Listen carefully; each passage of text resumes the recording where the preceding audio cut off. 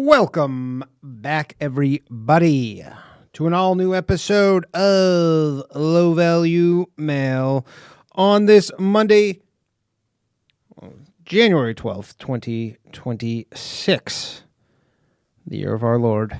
Which Lord is it? We don't quite know yet. Welcome back. There is...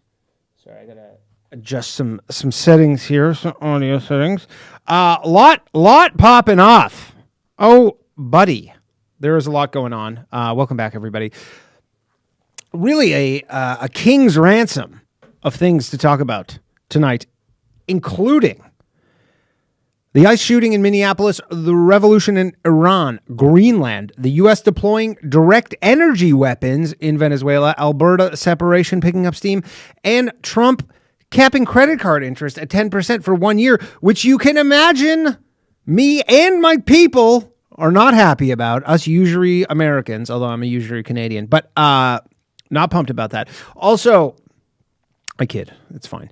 But also joining me a little later in the show, former Iranian political prisoner, previous guest on the show, SiaVash Safavi is going to join me to break down all things Iran. He'll be coming on a little later, taking your calls.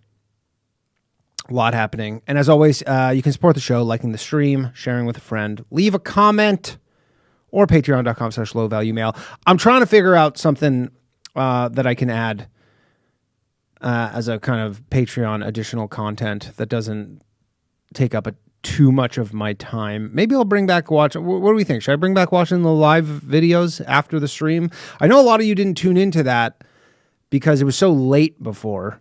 It wouldn't start till like midnight or something Eastern time in the past. Maybe I'll bring that back. I don't know. I'm trying to figure it out. I'm racking my brain, and there's not much in there. All right, let's get to this. Let's get to this because I have a lot to get to, and then we're going to open the phone lines 1-888-949-2969. We have Gerard answering the calls for you. The phone lines are not open right now, but I will open them shortly. All right. Well, this ICE shooting, I think a lot has been said about it. I can't believe it's only been 5 days since this has happened. Because I don't know what's going on. It felt like this was weeks ago. Like I actually, when I was preparing for the show today, I had to go check because I was like, I didn't talk about this last week at all because it hadn't happened yet, which is crazy to me. The speed at which this news cycle or the news cycle is moving right now almost makes this feel like old news, which is crazy. The interesting thing about the whole thing is this country is truly just living in two alternate realities right now. If you're on the left, she was trying to get out of the way. If you're on the right, she was trying to run over the ICE agent. And that's basically it. I said this, I've said this already. It very much feels like this was a highly contested catch in a football game. One of those where, it's a catch and it's like, did the ground cause a fumble or not? It's one of those like, it's so close and the home team was like, that was a catch. The away team was like, that was a drop. It's really what this feels like. This incident has generated some of the worst takes I've ever seen, easily. Now, was the ICE agent within his right to shoot her? Probably. Like when we get down to the nitty-gritty court of law, was he in his right legally to shoot her? Probably. Did he need to? Probably not. I've seen enough videos, body cam videos of a cop where someone's driving similarly and they just get out of the way. But sometimes they get hit, which goes back to, was he in his right to do it? Yeah. Again, from that close, and maybe I'm wrong here, from that proximity, you would think if she really hit the gas, even 3 bullets in her is not going to stop her from running him over. But then also everybody's like, oh, why didn't he do this? Why didn't he do this? Because he had a split second to make a decision here. This was the most bang split section. Everybody's like, oh, why didn't he take 5 minutes and think about what he should have done there? He didn't have 5 minutes. He had literally a 1/10 of a second to make this decision. He made this decision. And we are here now. Now, should he have called her a fucking bitch at the end there? I would have. And it's not because she's a woman. I would like to make that clear. Not because she's a woman. If a man clipped me with his car, I'm definitely calling him a fucking bitch, okay? And that's just to start. If there are any slurs to be had, you better believe I'm saying those too, okay? Calling someone who almost hits you with their car a fucking bitch, that's normal. That is such a normal response to almost getting run over. That is, for people to be making a big stink about this, and I made a sketch about it, but you can go watch it on my main comedy YouTube channel.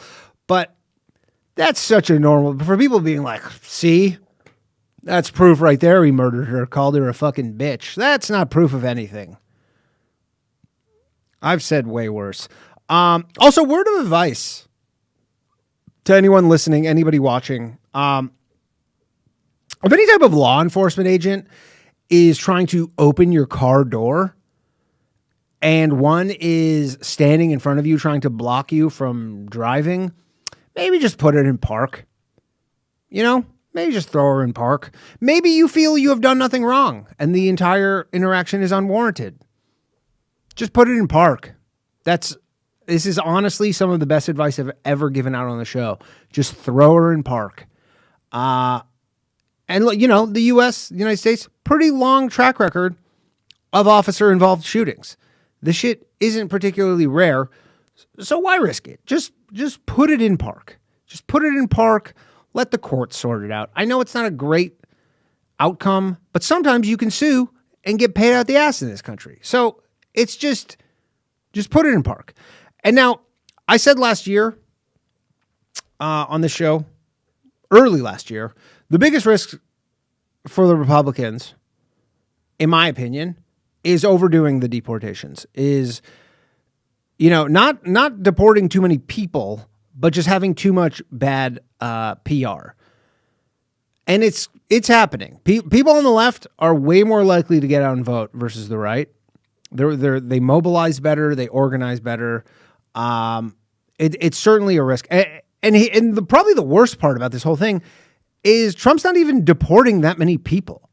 He has all this bad publicity and he still isn't deporting as many people as Obama. So, you know, naturally a lot of people are like, well, Obama was deporting more people than you and we didn't have all this chaos constantly. Now, granted, social media was not what it is today, or not even, I guess it existed, but it was nothing like it was today.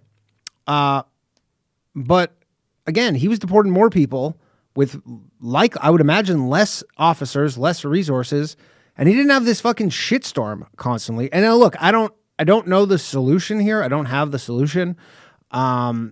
Maybe they just really need way more ICE agents, which they're working on. But having almost the totality of mainstream news working against you probably is not going to help.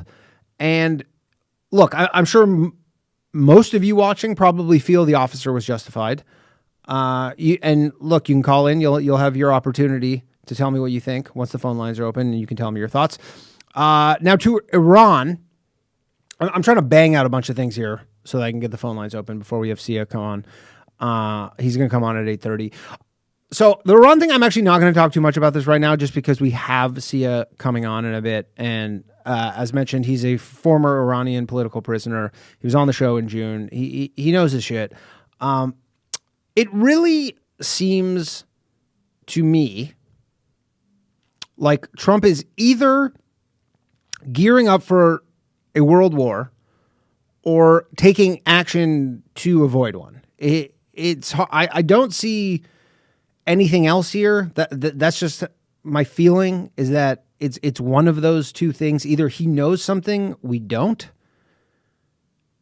or he's just like, let's get fucking cracking here. Because Iran falling, basically, that's bad for China and Russia, good for everyone else, is how I read it. Maybe bad for Brazil, India, but those ones will come on Team America pretty quickly. Trump clearly wants this regime to fall. He just actually announced 2 hours ago, effective immediately. This is a tweet or a truth. Effective immediately, any country doing business with the Islamic Republic of Iran will pay a tariff of 25% on any and all business being done with the United States of America. And he also said last night that Iran is very close to crossing his red lines. He had said a couple weeks ago, maybe last week, that should they kill any protesters, America will have to go in. So he is literally like, just give me a fucking reason, Ayatollah. Give me one reason to absolutely just get in there and just fuck some shit up. Which ties in this whole thing. Everything's kind of interconnected right now. Ties into Greenland. Daily Mail reported yesterday that Trump is drawing up plans for an invasion of Greenland. However, senior military officials are resisting, partially because this is illegal. The U.S. apparently wants to move quickly, and this is from the article and some, unnamed sources. The U.S. apparently wants to move quickly before Russia or China make a move on Greenland. So Greenland's just up for grabs right now. They're just a pawn. They've become sitting ducks with their 50,000 population or whatever it is, something like that. And everybody wants a piece, right? So who's going to get it? It's likely that the U.S. invasion of Greenland would lead to the end of NATO, which is kind of two birds with one stone for Trump, as he famously hates NATO and resents the fact that the U.S. funds 16% of it and that many countries are not paying their fair share. So if this happens where NATO's done, Greenland is part of America. I've seen some people say they might offer every citizen of Greenland $100,000. I've seen $1 million, which again, even $1 million is not that crazy. I think it's like 50 billion is what that works out to. If it's 50,000 people, which is not that much. In this country, surrounding, it's what is that, like 12 daycares? Not that much, but we are truly witnessing, should this stuff progress and nobody kind of puts the brakes on this shit, we are truly witnessing the reordering of the global order in real time. It is crazy. Now, a point about Venezuela, and the phone lines will be open kind of soon. A point about Venezuela. There was an account from a Venezuelan paramilitary soldier loyal to Maduro, and a post has been making the rounds. It was, I don't know if it was intercepted, but it was voice communications between, what are they, Chavistos or something? They're loyal to Maduro. They're like paramilitary, kind of like guerrillas, something like that. It's not 100% confirmed to be real. It's certainly possible it's fake, as this information benefits the U.S. tremendously. Either way, I'll read it for you here. This is the transcript. The security guard says, on the day of the operation, we didn't hear anything coming. We were on guard, but suddenly all our radar systems shut down without any explanation. The next thing we saw were drones, a lot of drones, flying over our positions. We didn't know how to react. The interviewer. So what happened next? How was the main attack? Security guard. After those drones appeared, some helicopters arrived, but there were very few. I think barely 8 helicopters. From those helicopters, soldiers came down, but a very small number, maybe 20 men. But those men were technologically very advanced. They didn't look like anything we fought against before. Interviewer. And then the battle began? Yes, but it was a massacre. We were hundreds, but we had no chance. They were shooting with such precision and speed, it seemed like each soldier was firing 300 rounds per minute. We couldn't do anything. Interviewer. And your own weapons, didn't they help? No help at all, because it wasn't just the weapons. At one point, they launched something. I don't know how to describe it. It was like a very intense sound wave. Suddenly, I felt like my head was exploding from the inside. We all started bleeding from the nose. Some were vomiting blood. We fell to the ground, unable to move. Interviewer, and your comrades, did they manage to resist? No, not at all. Those 20 men, without a single casualty, killed hundreds of us. We had no way to compete with their technology, with their weapons. I swear I've never seen anything like it. We couldn't even stand up after that sonic weapon or whatever it was. Interviewer, do you think the rest of the region should think twice before confronting the Americans? Without a doubt. I'm sending a warning to anyone who thinks they can fight the United States. They have no idea what they're capable of. After what I saw, I never want to be on the other side of that again. They're not to be messed with. Interviewer, and now that Trump has said Mexico is on the list, do you think the situation will change in Latin America? Definitely. Everyone is already talking about this. No one wants to go through what we went through. Now everyone thinks twice. What happens here is going to change a lot of things, not just in Venezuela, but throughout the region. Now, excuse me. Again, this might be U.S. propaganda. It's certainly possible. I mean, if I was the U.S., I would be like, yeah, that shit is totally real. Yeah, that is what we did. And look, maybe it's real. Maybe it's not. I don't know.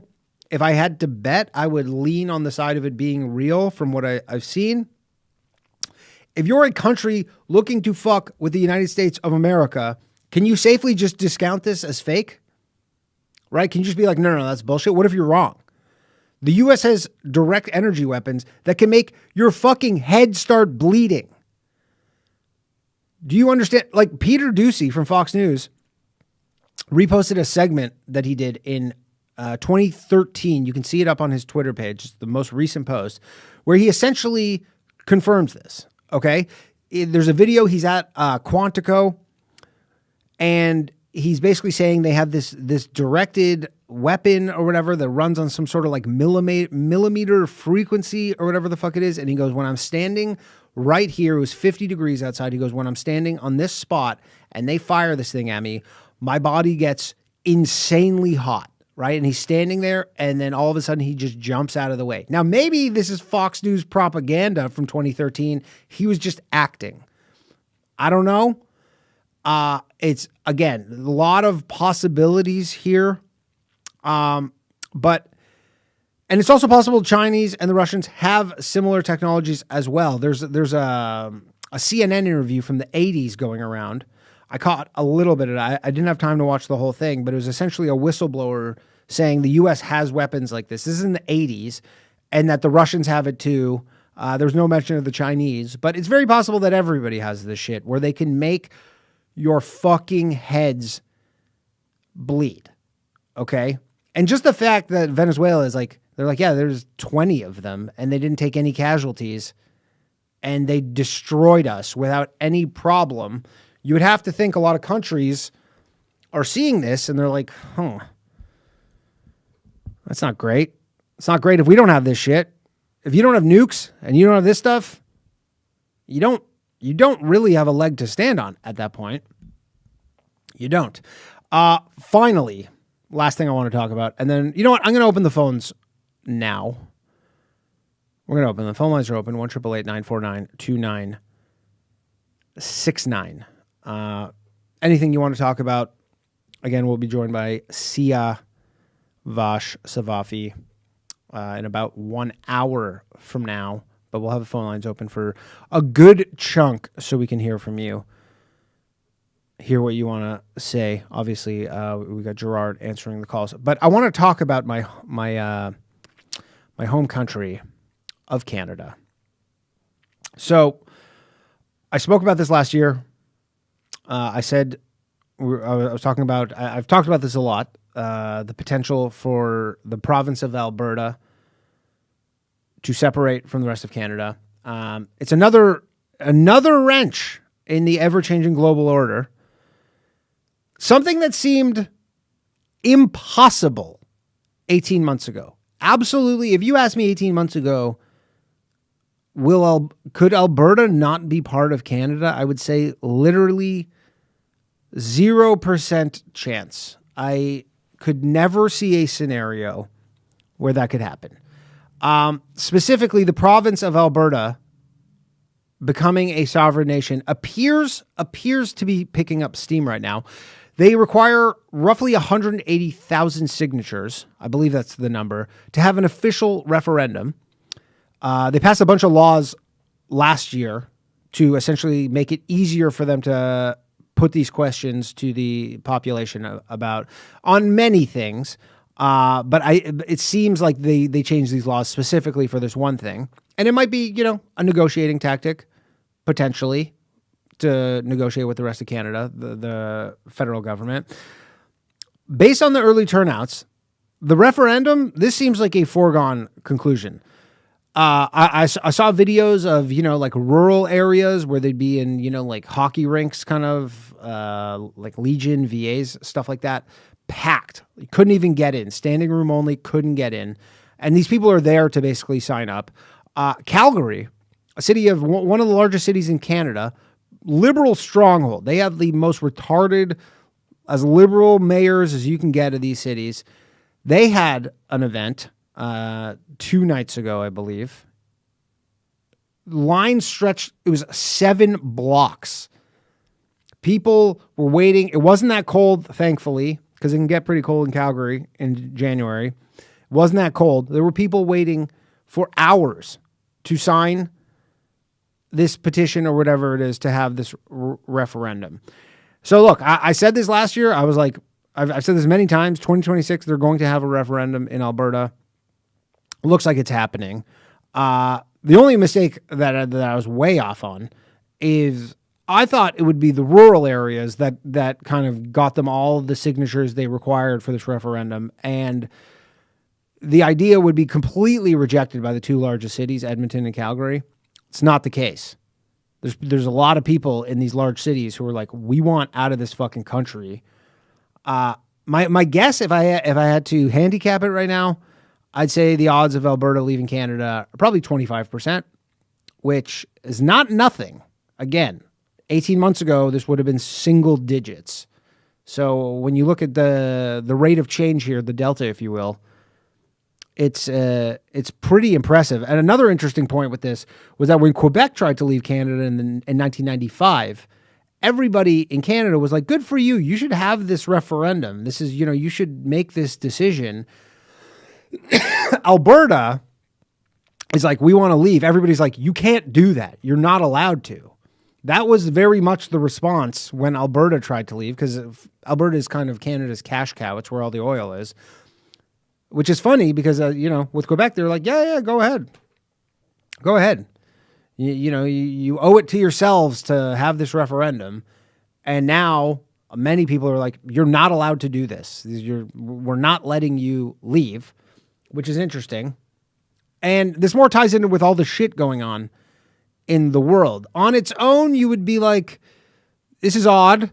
This could be bad, certainly bad for the country of Canada, for sure. But when you factor in everything that's going on in the world right now, essentially what the U.S. is doing, but, other things, China, Russia, Greenland, Cuba, Venezuela, Mexico, Colombia, all these things, it's not looking great. Again, words I would have never imagined saying 18 months ago. Could this be the end of Canada as we know it? I hope not. I'm not going to lie. I'm like, with all the shit America's doing, I would like to have the option of, and I've said this before, but every time there is some scenario where America gets attacked by a nuke or a missile or something crazy, it's literally happens 1 mile from my house. Like, it doesn't happen in fucking Idaho. It happens in New York City, Manhattan, 1, maybe 2 miles from my house is where generally the worst things happen. So I would like the option. I guess I'll go to Israel, but that probably takes some time.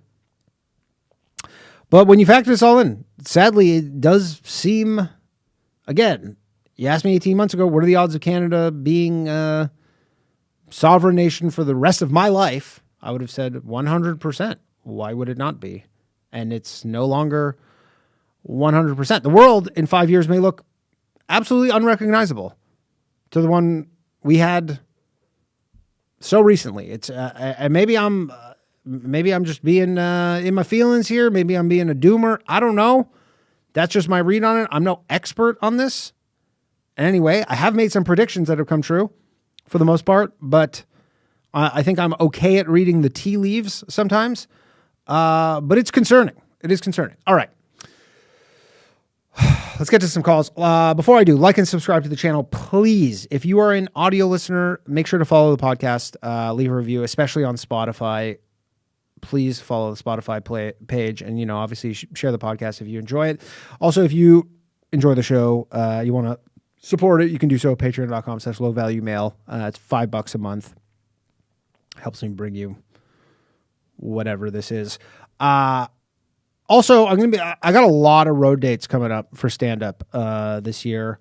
I've announced I only have ticket links right now for Pittsburgh, Detroit, Fort Worth, and Chicago.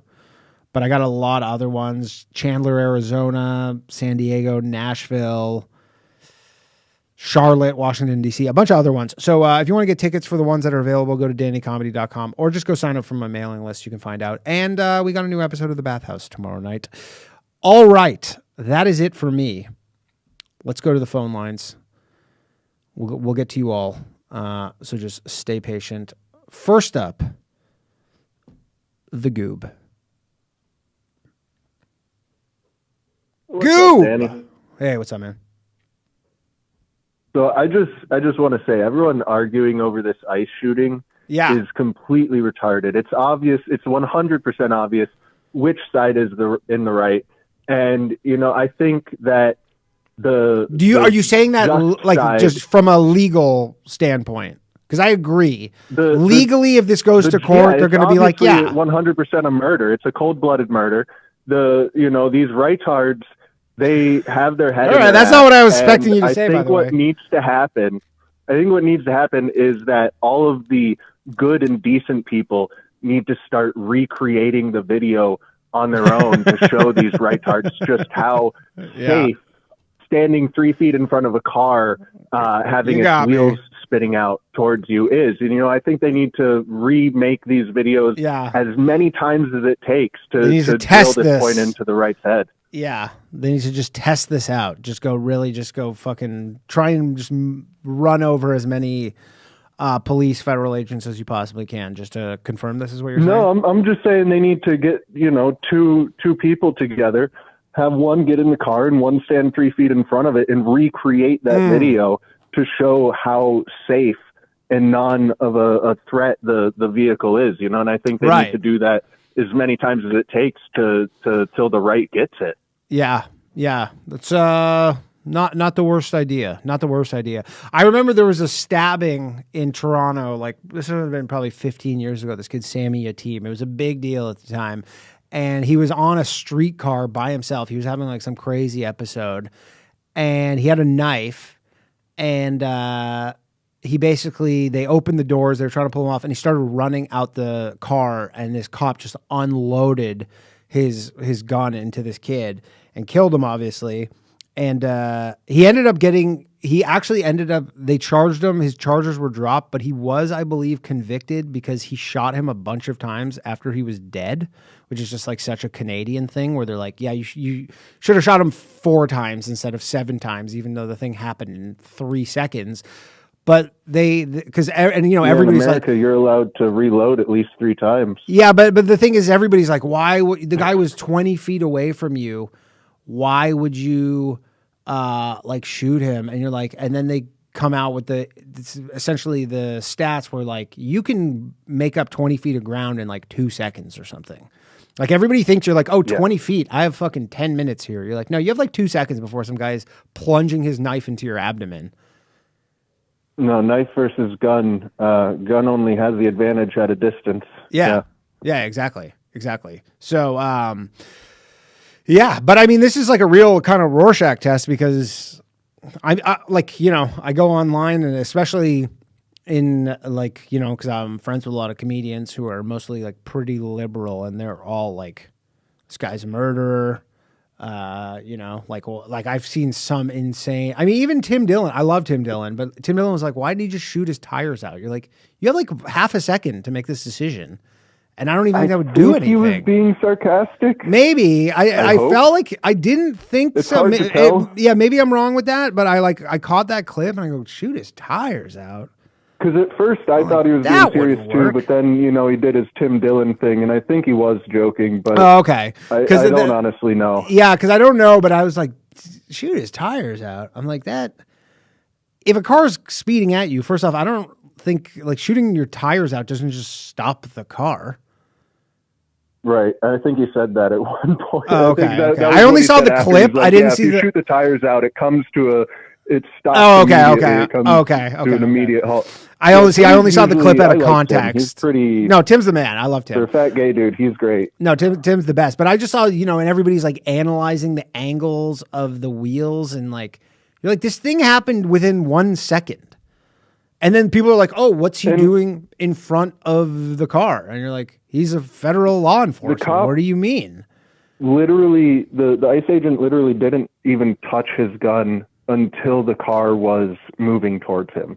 Yeah. So it's not like he was standing there like waiting to shoot. He only reached for his gun after the car started moving towards him. But like I said before, Danny, these leftists, they live in a completely inverted reality. Up is down, black is white. You can't reason with them. There is no, I do mean that people arguing over this actually are retarded, because you're never going to convince these people no matter what. Like, it doesn't matter. It was a very close, in any issue. Yeah. But here's the thing is, like, I think the main issue here, even if it wasn't so close, I do agree with you, because even if it wasn't so close, they would say the same thing.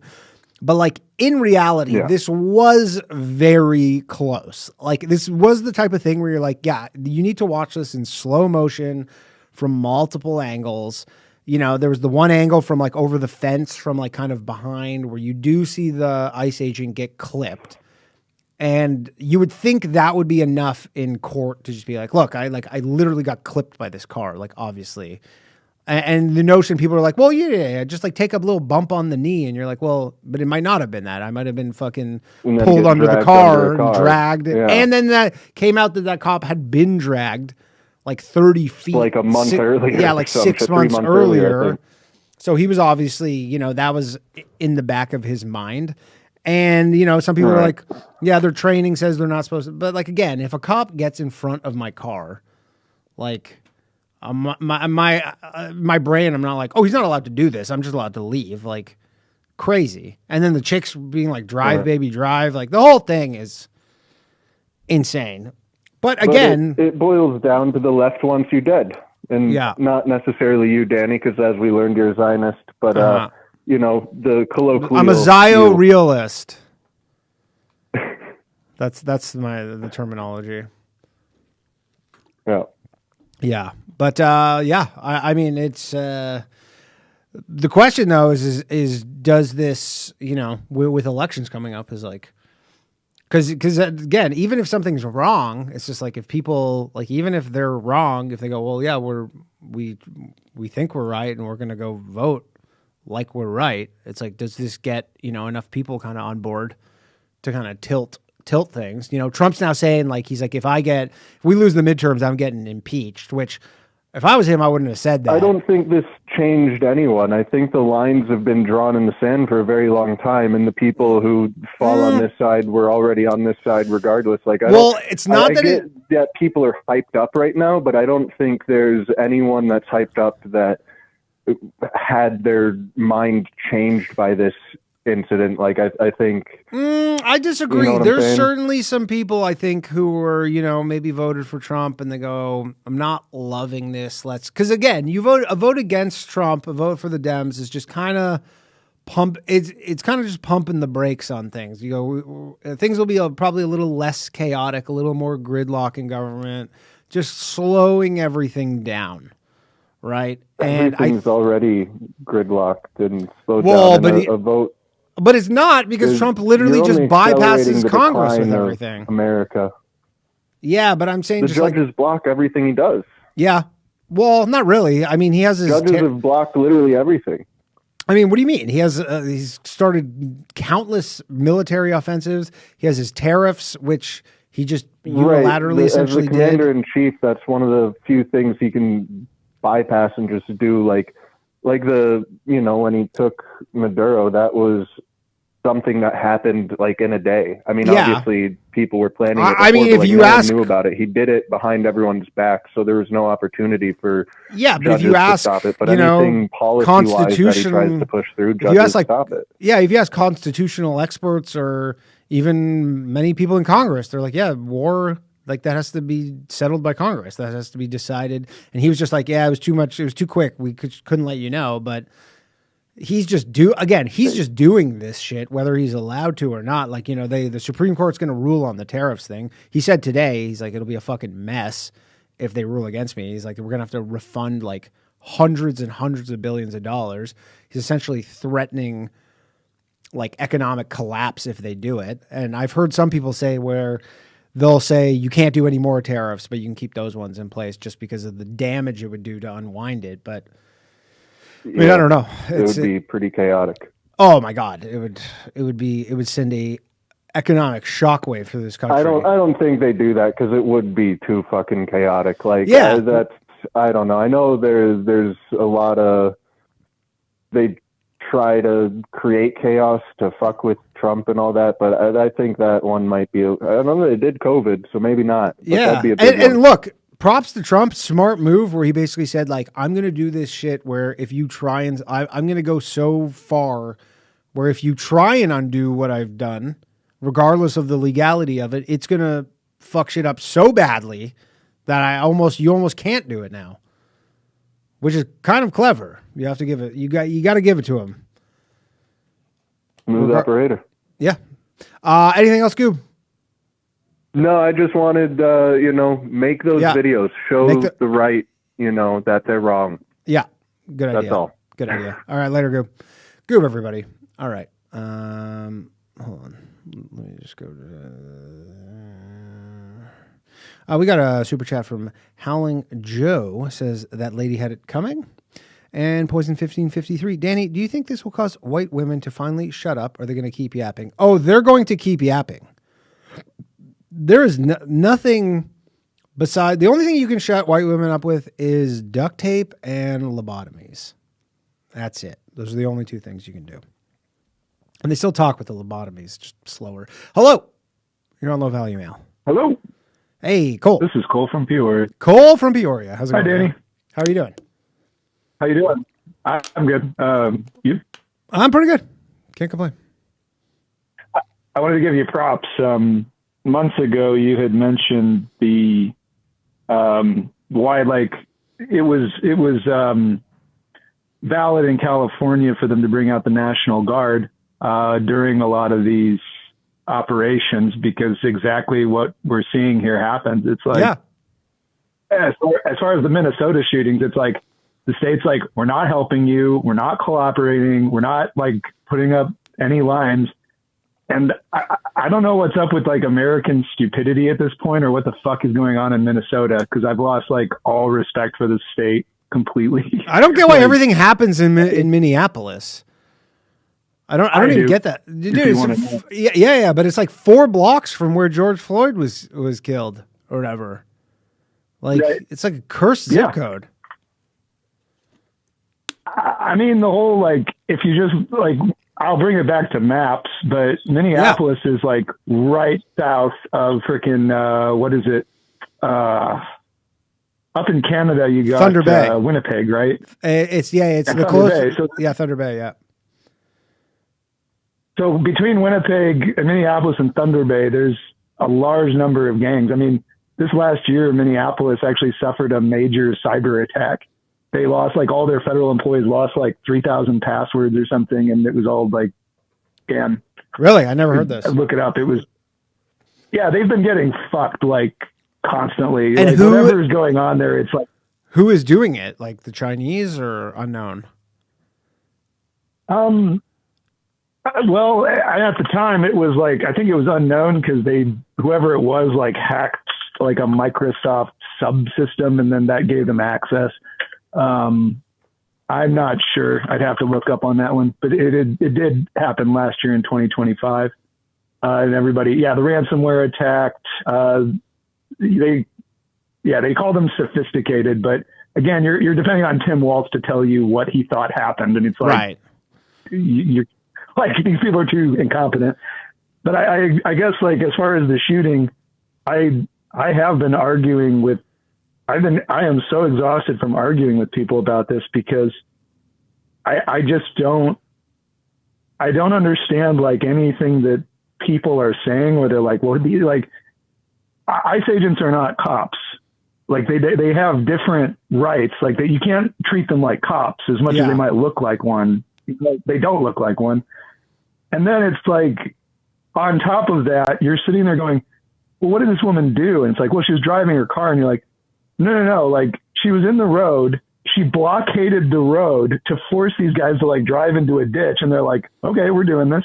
Yeah. And then this whole thing goes bad. And you're just like, okay, well, like, the fact it was some, like, lesbian white woman, everybody's sitting there getting on their high horse. I'm like, I can't imagine what this would have been if it was some, like, big black thug dude. Oh my God. Well, they would never do that. They don't operate like that.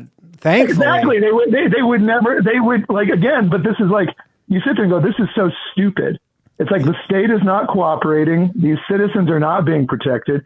And now ICE is having to deal with, like, people literally trying to, like, blockade them in the road. And you're like, okay, well, you know who's the most dangerous person? Anybody over 50 in a car. So yeah, I'm just gonna. And the city was not cooperating because the thing is obviously the mayor of the city, where they basically are like, no city police will, like, help ICE in any way, similar to New York, but stuff like crowd control.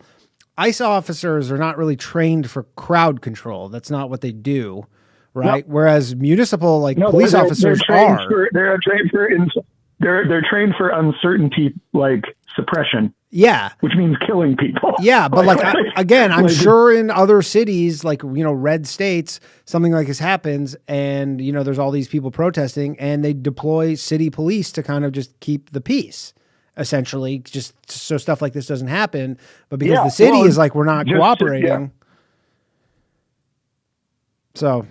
Yeah. Well, and then it's like people keep bringing up all these weird little details that are so easy to shoot down that I can only, I think just people literally don't understand what's happening. Like they just, we're living in alternate realities. It's just people are living in. So it's just pure echo chamber isolation and just like. Yeah, well, it's even worse than that because I'm consuming a variant. I'm absorbing this variant epistemic that tells me like up is down or something. Like yeah, but it's almost different because you're seeing it. It's one thing to be like we're talking about ideas here. Like we're watching the same video. Like we're watching the exact same video. I haven't even watched the video, and I don't like. I'm even looking. I'm like, I don't care if he shot her. He was like, he did, and she wasn't supposed to be there. And then people are like, yeah, well, and what happened? I'm like, I don't care. Like I don't care the specifics because I already have the specifics to let me know that was a dumb thing she did. She put herself in danger, and then she died. I was like, yeah, and anybody with common sense would be like, yeah, you run a risk of interfering with federal agents that something bad might happen.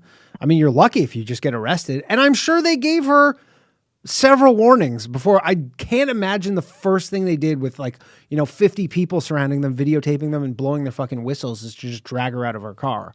They probably were like, you got to move your car. And I could be wrong on this, but I imagine they were like, yeah, you got to move your car. And she's just like, wasn't cooperating. And then they're like, all right, now we're doing this. Well, and I guess I don't know what it is that people want. Like they just don't want ICE at all. Yeah, they don't want ICE at all. But the new terminology seems to be authoritarianism. They just use that instead of Nazi now. Just authoritarian. Yeah, kind of interchangeable. And I mean, Trump is fucking this up because again, it's like Obama was deporting more people than him, and none of this shit was happening. And I don't know if it's just because it was their guy doing it, so they're like, well, we're not going to protest our guy doing it. If he's doing it, it's when the other guys are doing it. That's when it's, something worth protesting, but like, you know, you would expect for all this chaos, you go, well, at least you're doing double the numbers he was doing, but you're not even doing that. Right. It's the same. It's just, I think it's less. Yeah. I think Obama has kind of the high watermark on deportations. He was like yes, 400. Yeah. 400K. I think, well, and that was also at the time we still had Guantanamo as this sort of deterrent that was understood at the time. It's just, I just have been fighting, like arguing with people about like, I don't know what you mean. Like, I don't know. Yeah. It's so, it feels otherworldly. I'm right there with you. So, yeah, but I think you've called out some great stuff, and I totally agree with what you're saying about Venezuela on the oil. It's just like, this isn't oil. None of this makes sense. No, it doesn't make sense. They're going, and I'm on the train that it's still about governance and gold. I think they're going after Train de Aragua. Yeah. That could be big. And that's the thing too. There's probably so many behind the scenes things that we're not privy to at all. You know, that they know about, maybe some geopolitical stuff that just, it's not out in the open, because just the notion go ahead. I just don't get, like, the sophistication is like, well, it's like the assumption is that we don't take like Venezuela inherently very seriously. And you're just like, I don't think that's true.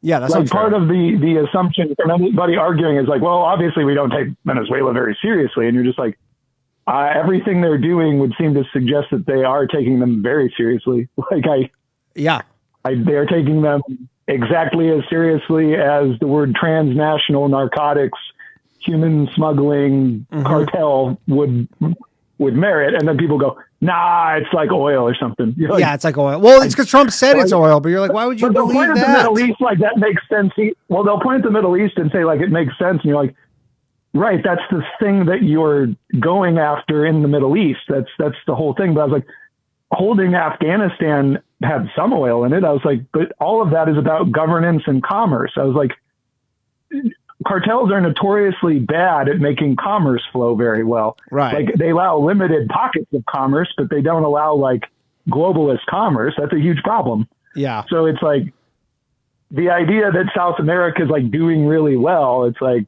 or Central America is doing really well it's just like, I know Obama like deported people, but it's like Trump seems more like, I actually want to arrange trade and set up tariffs in a way that like forces people to do business in Mexico and actually creates prosperity there, as opposed to just letting the Chinese run herd and enslave everybody. And you're just like, yeah, economy works like a very specific way. And then you're like, well, this isn't free market. And you're like, letting the Chinese do whatever they want isn't free market either. Like, right. And just the notion that they said that Greenland is kind of like, if we don't take it, China or Russia will, which, you know, I don't ever remember talks of Greenland just being up for grabs like that, you know, prior to Trump kind of, I know he obviously in his first term, he had mentioned it, and with that, you know, he had the meme. With Greenland, the thing that I question with any mention of Greenland is, like, pointedly, there's all these new articles, I don't know if you've seen any of them, that talk about like Russian, like a lot of the Russian just haulers that are like out in the ocean. And yeah, and they have the ghost tanker, all the ghost ones. They have like the ghost tankers. There's tons of like traffic.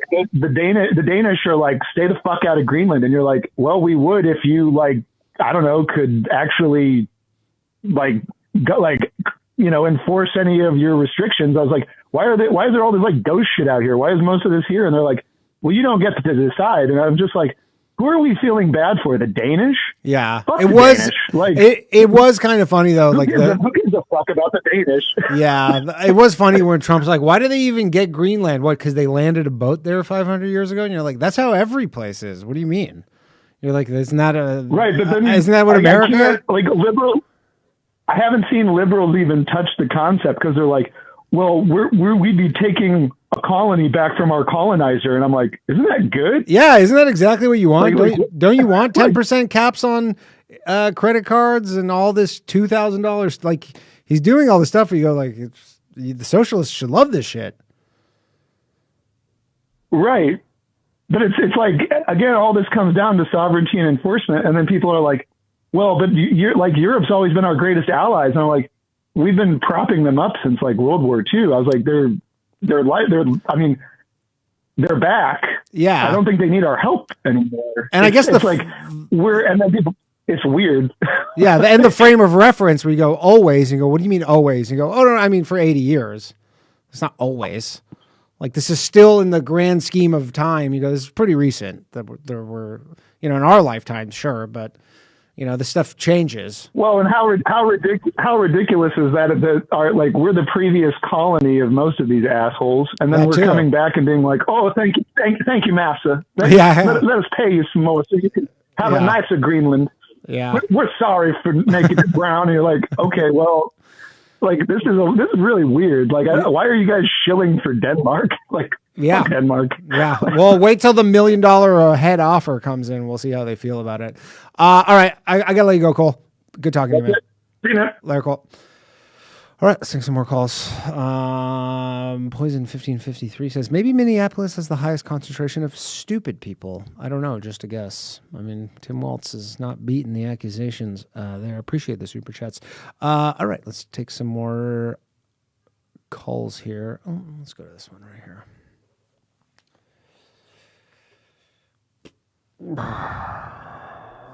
And now we wait. Hello, you're on Low Value Mail. Who am I speaking with? Hey, Danny, this is Evan. How's it going, buddy? Evan, what's up, pal? I'm doing well, man. Thanks for asking. Yeah, I wanted to do just a couple comments. Go ahead. I think with the whole cop shooting that lady thing, unpopular opinion, I'm a super right-wing type of guy, but, you probably could have just stepped out of the way, too. But, I agree. Whatever. It could have gone either way. He could have easily stepped out of the way. He definitely did not need to shoot her.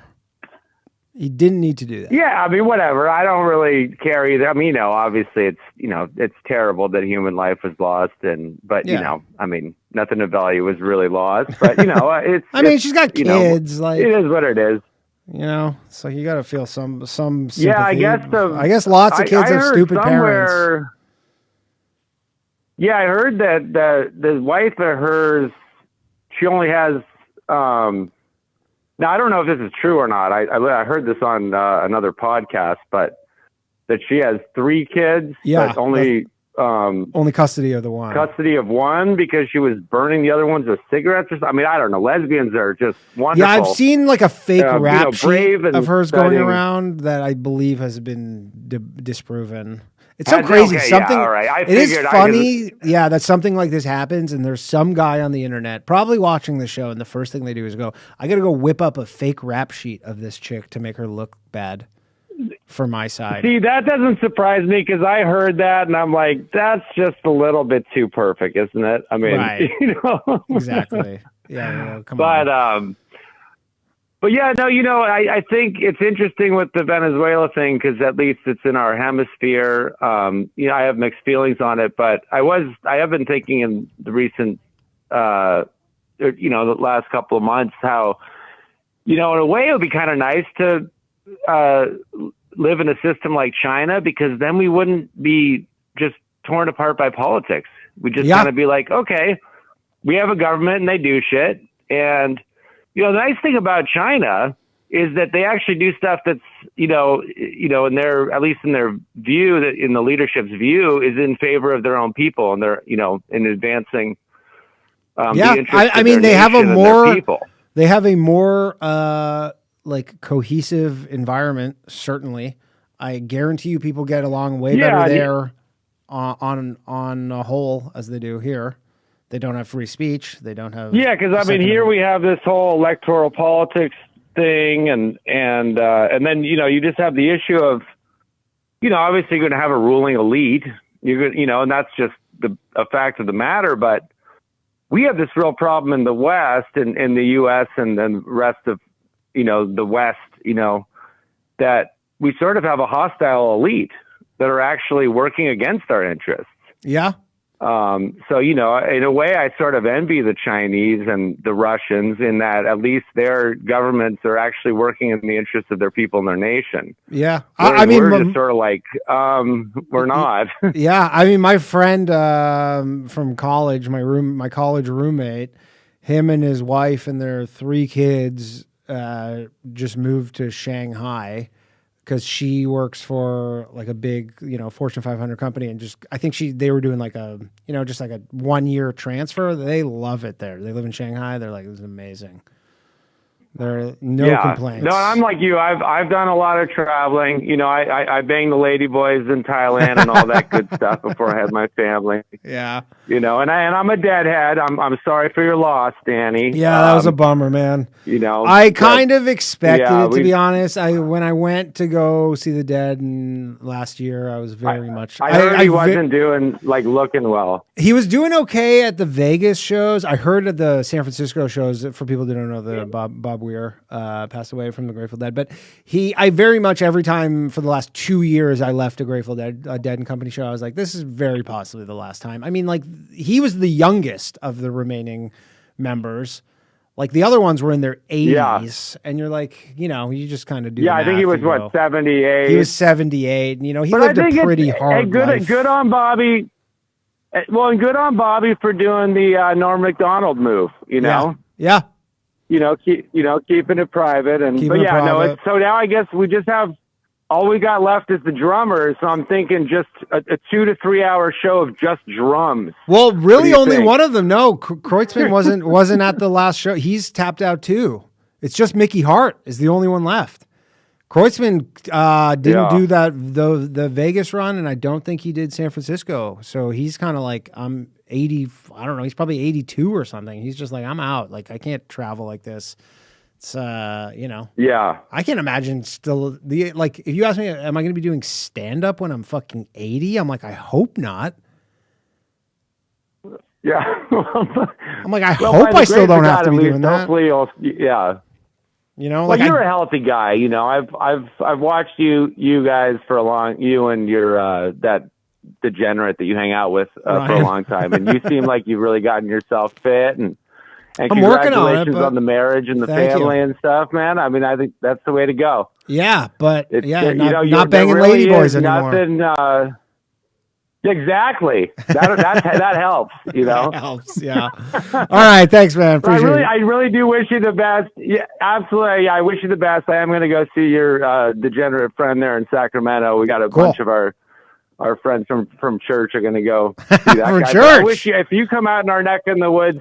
Yeah, I'll be out there. If you come out in our neck of the woods, we'd way rather see you because I think you're far funnier. I appreciate it. But anyway. Anyways, I should be out there at some point. So I'll announce. Fantastic. Yeah, no, I'll look for that. We'd love to see you, Danny. You take care. Bring the whole church out. Take care.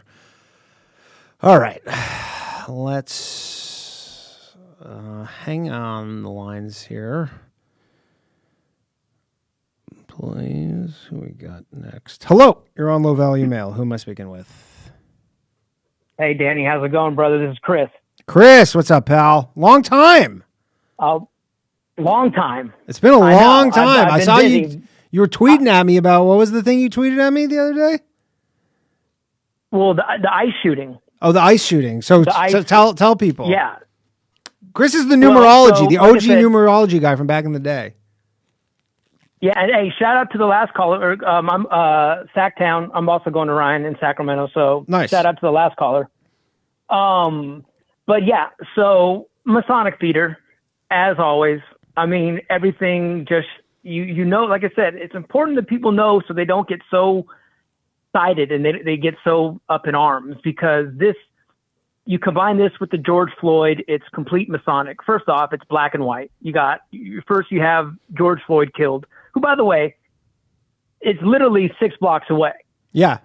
Yeah. I think it was 4 blocks. 4 blocks, I think they said. Okay. Well, it's ICE equals 17 in multiple ciphers, the main ones that matter. And of course, out of all the days of the year this could happen, it happens on 1/7. So right there you go, okay, ICE is in the headline today on the day they're meant to be in the headline. Mm-hmm. Now, George Floyd is killed on Chicago Avenue. This girl was killed on Portland Avenue. Now, what's going on in Chicago and Portland? Crime. So you also have the whole thing, like they can't have ICE in Chicago and Portland. Right. I mean, those are the two big cities that they're really, they're fighting for it. So it's like, okay, so you have a killing on Portland and you have a killing on Chicago.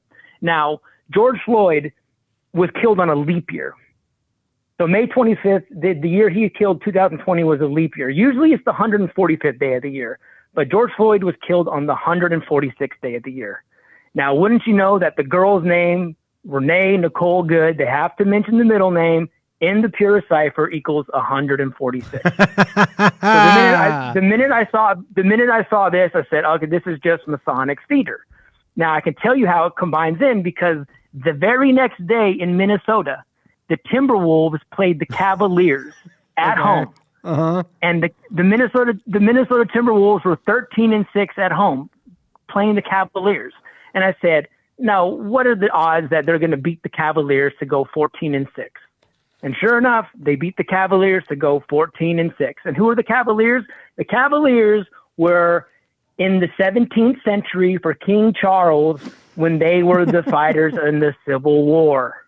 This is just a Masonic Civil War theater to get everyone all fucking ramped up. And what does it mean, Chris?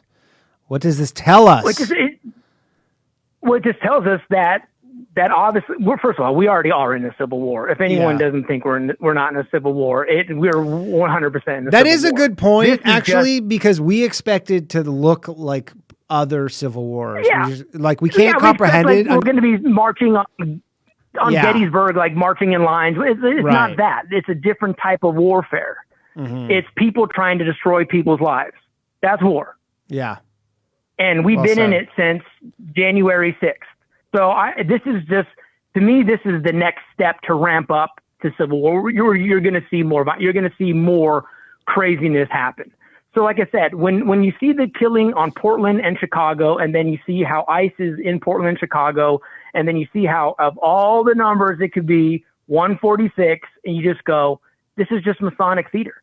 It's to get everyone all sided, and so it's going to get really bad. And is there an antidote to this? Is there a way to kind of beat the Masons here?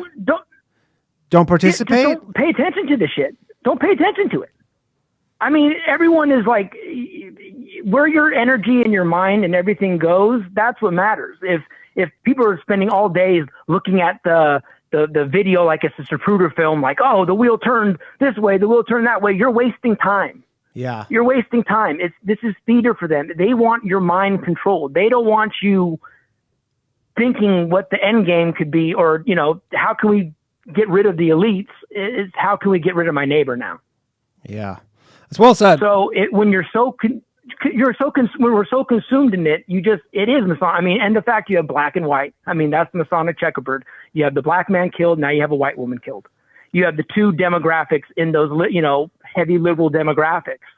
And I just tell people, I'm like, hey man, don't put energy into it. Yeah. I mean, until it's at your front door, it's not going to concern you. And not to say that it won't be at people's front doors. I mean, could it be too late once it's at your front door?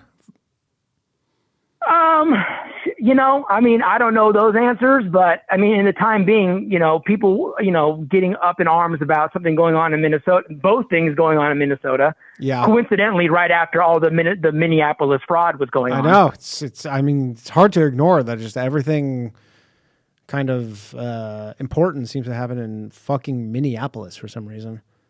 Yeah, it is interesting. I haven't looked too much into Minneapolis. I just, like I said, what are the numbers telling us on Minneapolis? I haven't looked too much into it. Like I said, all I do is when I see a headline, I look at it, and if it then I don't think about it ever again, and I go on with my life. Interesting. You just log it somewhere back there, and then you kind of just go, I see it, of course. Well, I will use it for sports betting because I saw that the next day the Minnesota Timberwolves can go 14-6 against the Cavaliers. Yeah. And sure enough, that was easy money. So, okay. All right. Last thing, Chris. Love the show as always, man. Last thing. Who's going to win the Super Bowl?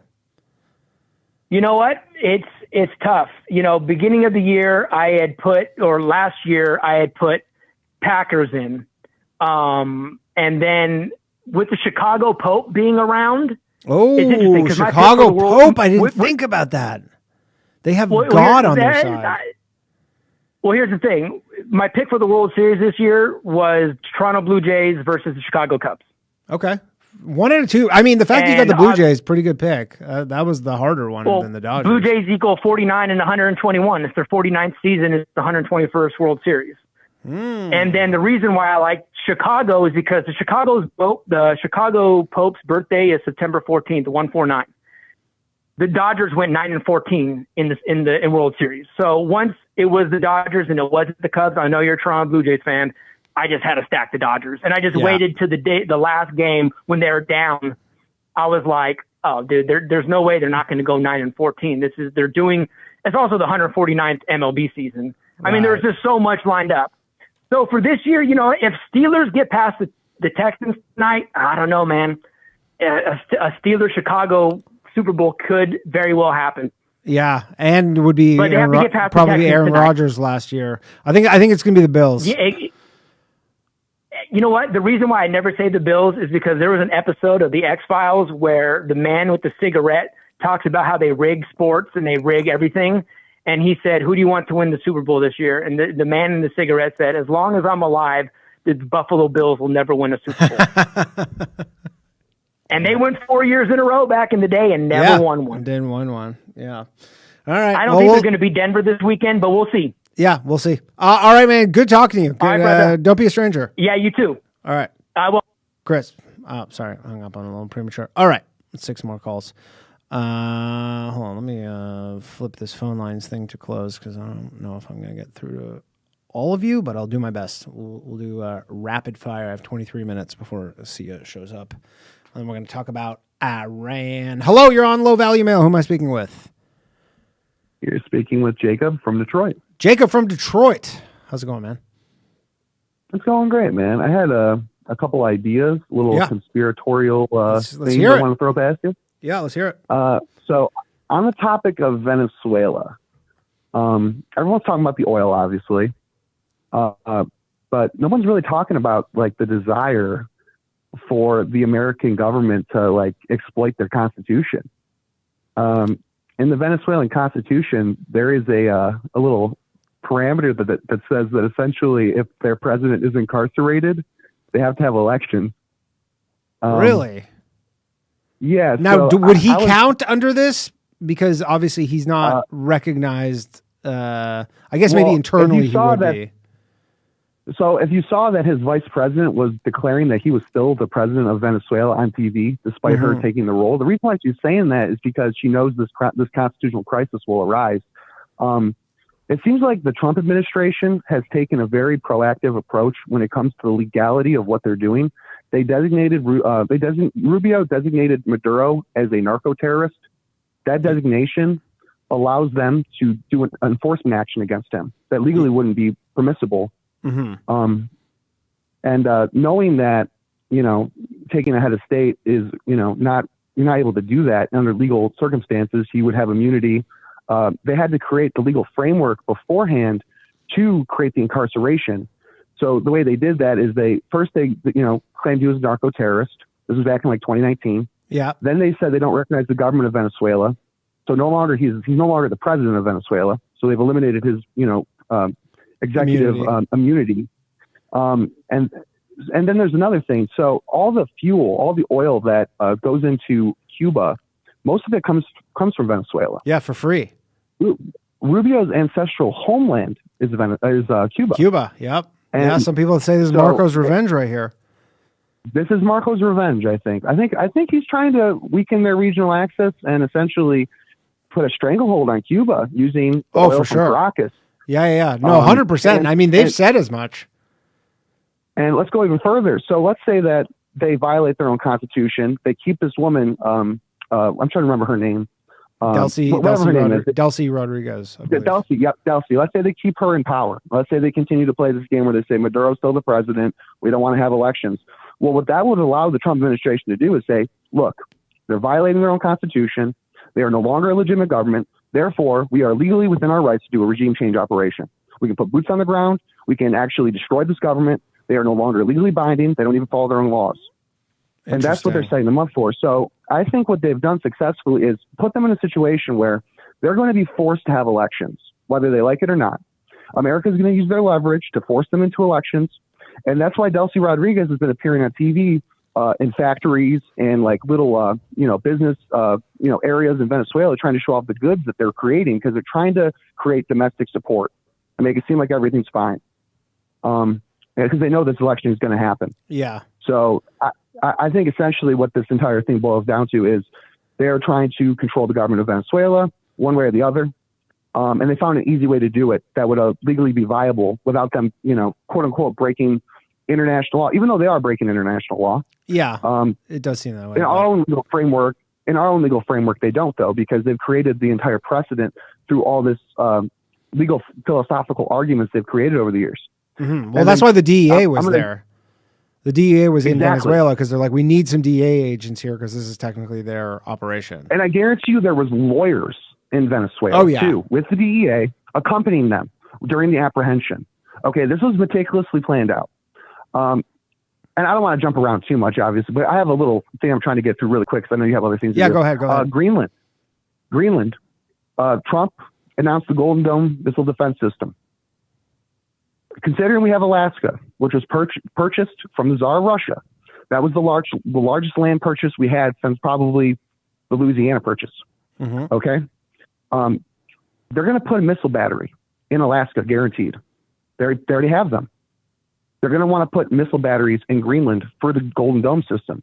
If there was a nuclear attack by China or Russia, it wouldn't be missiles heading from east to west. It would be heading from north to south.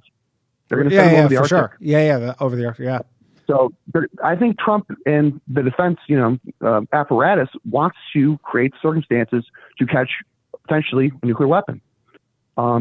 Also, President of Colombia said, if you consider the science of climate change, which, people are arguing about, let's say it does happen. Let's say the Earth heats up. All that frost layer over Greenland's going to melt. That's prime real estate. Yeah. Okay. Now combine that with the rare earth minerals and the potential for tourism. That's a huge long-term play, plus you get the military aspect of it immediately that you can use as a justification. And last comment. It doesn't bode well for Canada. None of that bodes well for Canada. No, it does not. I'm so sorry. Last thing, Renee Good, she had a Cash App. She messaged a guy named Nick DiLorenzo, and she sent him a Cash App or whatever, a Zelle payment, and it was for terrorism. Yeah, I saw that. Even if that was a joke, doesn't look great. Great call. I know. I don't. All right. Take care, buddy. Yeah, great call. Those are the types of calls I like. When you tell me something I don't know. All right, let's go to chat with Dylan. Dylan. Hello. What's up, man? Hey there. There's so many things I wanted to talk about. A lot going on. Yeah. I was going to just, go into Plan Andinia. We did an episode last night with me and Jared about, do you know what Plan Andinia is? No idea. Okay. So it is basically the conspiracy theory that is not really a conspiracy anymore. We're kind of like in the phase where it goes away from being like, oh, that's just conspiracy theory, or like, why do you care? That phase. Yeah. And what it is remember when I was last week talking about the Isaac Accords? Mm-hmm. Okay, so this is in Theodore Herzl's book.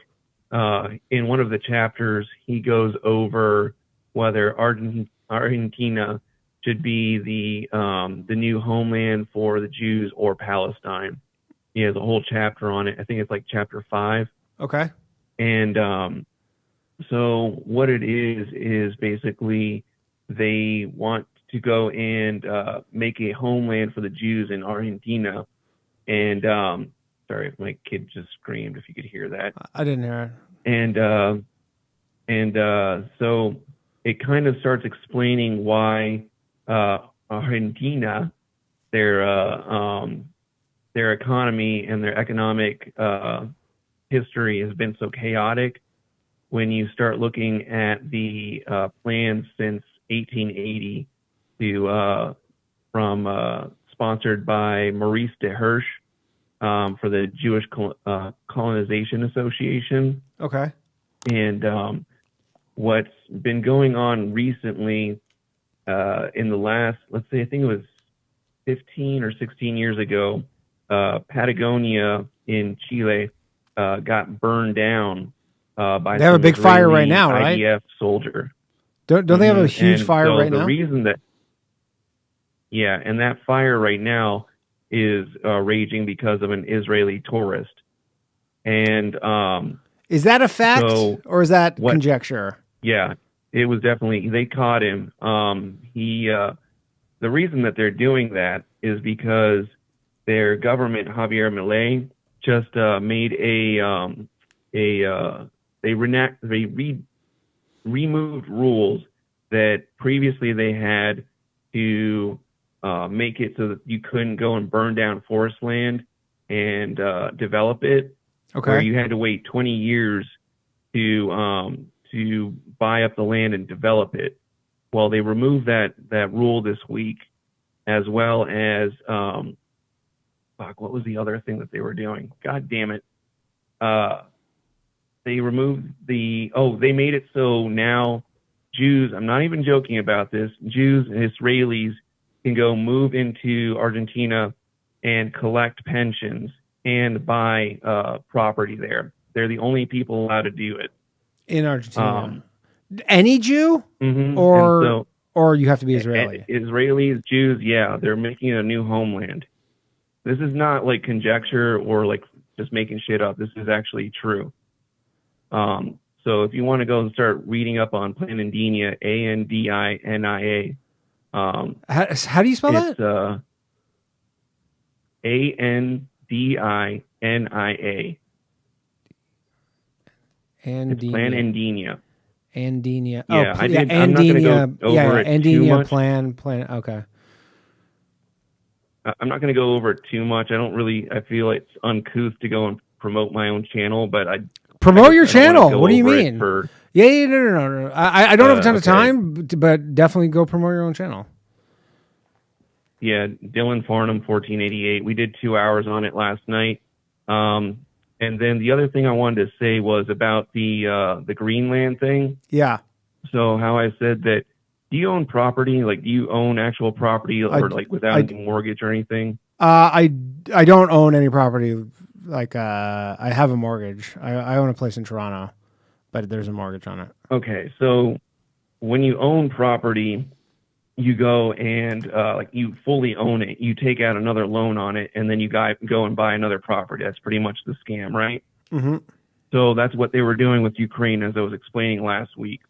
Well, because things are going sour and we're not going to get Ukraine, now this is why we're going to go and dissolve NATO and then take over Greenland. It's the only thing that makes sense as a backup plan, because BlackRock had all that money invested in developing the area, as well as getting all of that LNG from them. Yeah, all the resources. And I thought of something also, is that Merkel, she was kind of an inside agent. Angela Merkel, you remember her? Chancellor of Germany. She gave up the nuclear power, the nuclear energy plants. Remember that she was the one that had her phone hacked by the Obama administration. And I bet you something happened there. And that's where they finally got Germany to give up their nuclear energy plants and buy into all of this LNG, because they're still buying gas from Russia. So this whole thing was just planned out from the get-go. Yeah. Germany's buying, really? And they don't get sanctioned from the U.S.? Liquid natural gas. Like they're having to buy all of that. And so recently, remember how I was explaining last week about the Oreshnik missile? Mm-hmm. Okay, so this past week, because of in retaliation for them sending drones to Putin and his living quarters, they sent Oreshnik missiles over there, and it was like capable of carrying. That was like warheads. That was capable of carrying a nuclear warhead, right? Wasn't it like something? Yeah, it went like 10. What was it? It went like 10,000 kilometers in 12 minutes or something. It can travel 16,000 kilometers an hour, I believe is the speed. Oh, okay. So, but or it was 5,000 kilometers, and it was something crazy, like some insane speed. Yeah, and also, by the way, that one guy that was saying that they're going to send missiles over the Arctic. First off, you're not going to intercept any of these hypersonic missiles, and it's not just going to be one.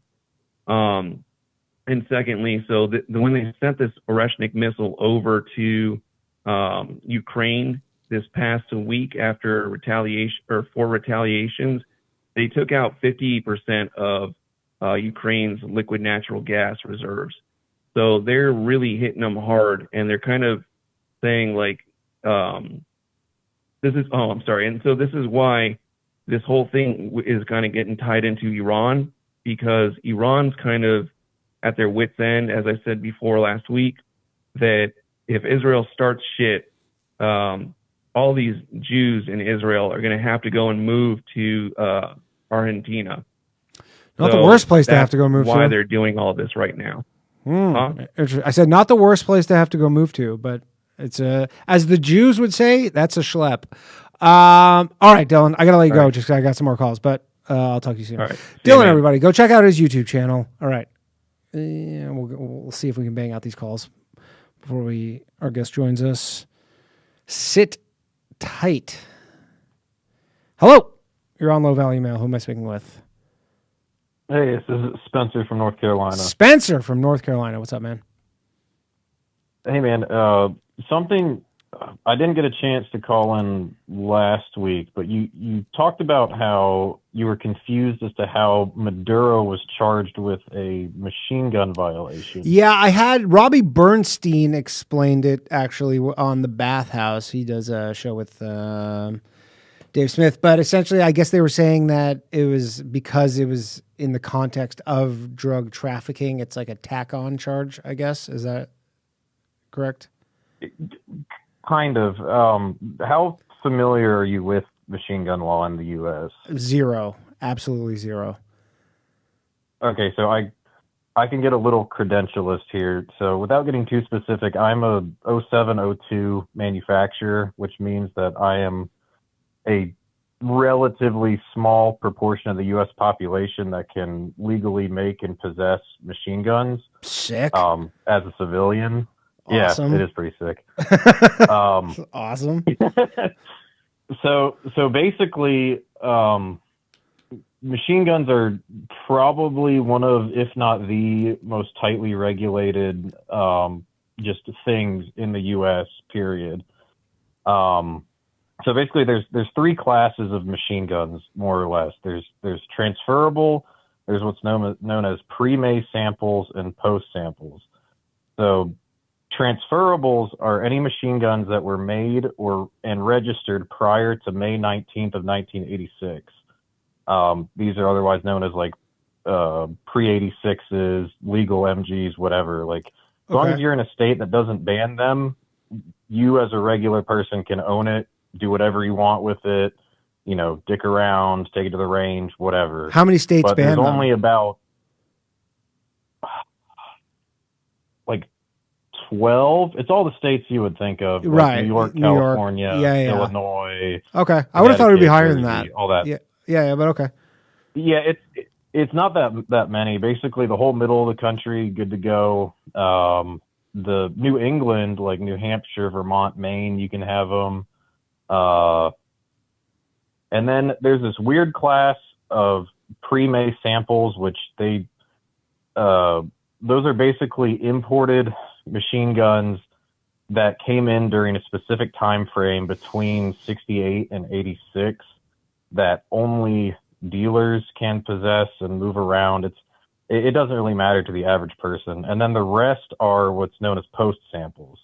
So those are any machine gun made after May 19th, 1986. Now those can only be possessed by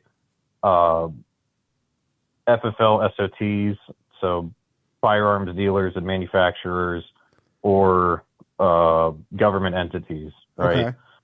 So basically, what they hit Maduro.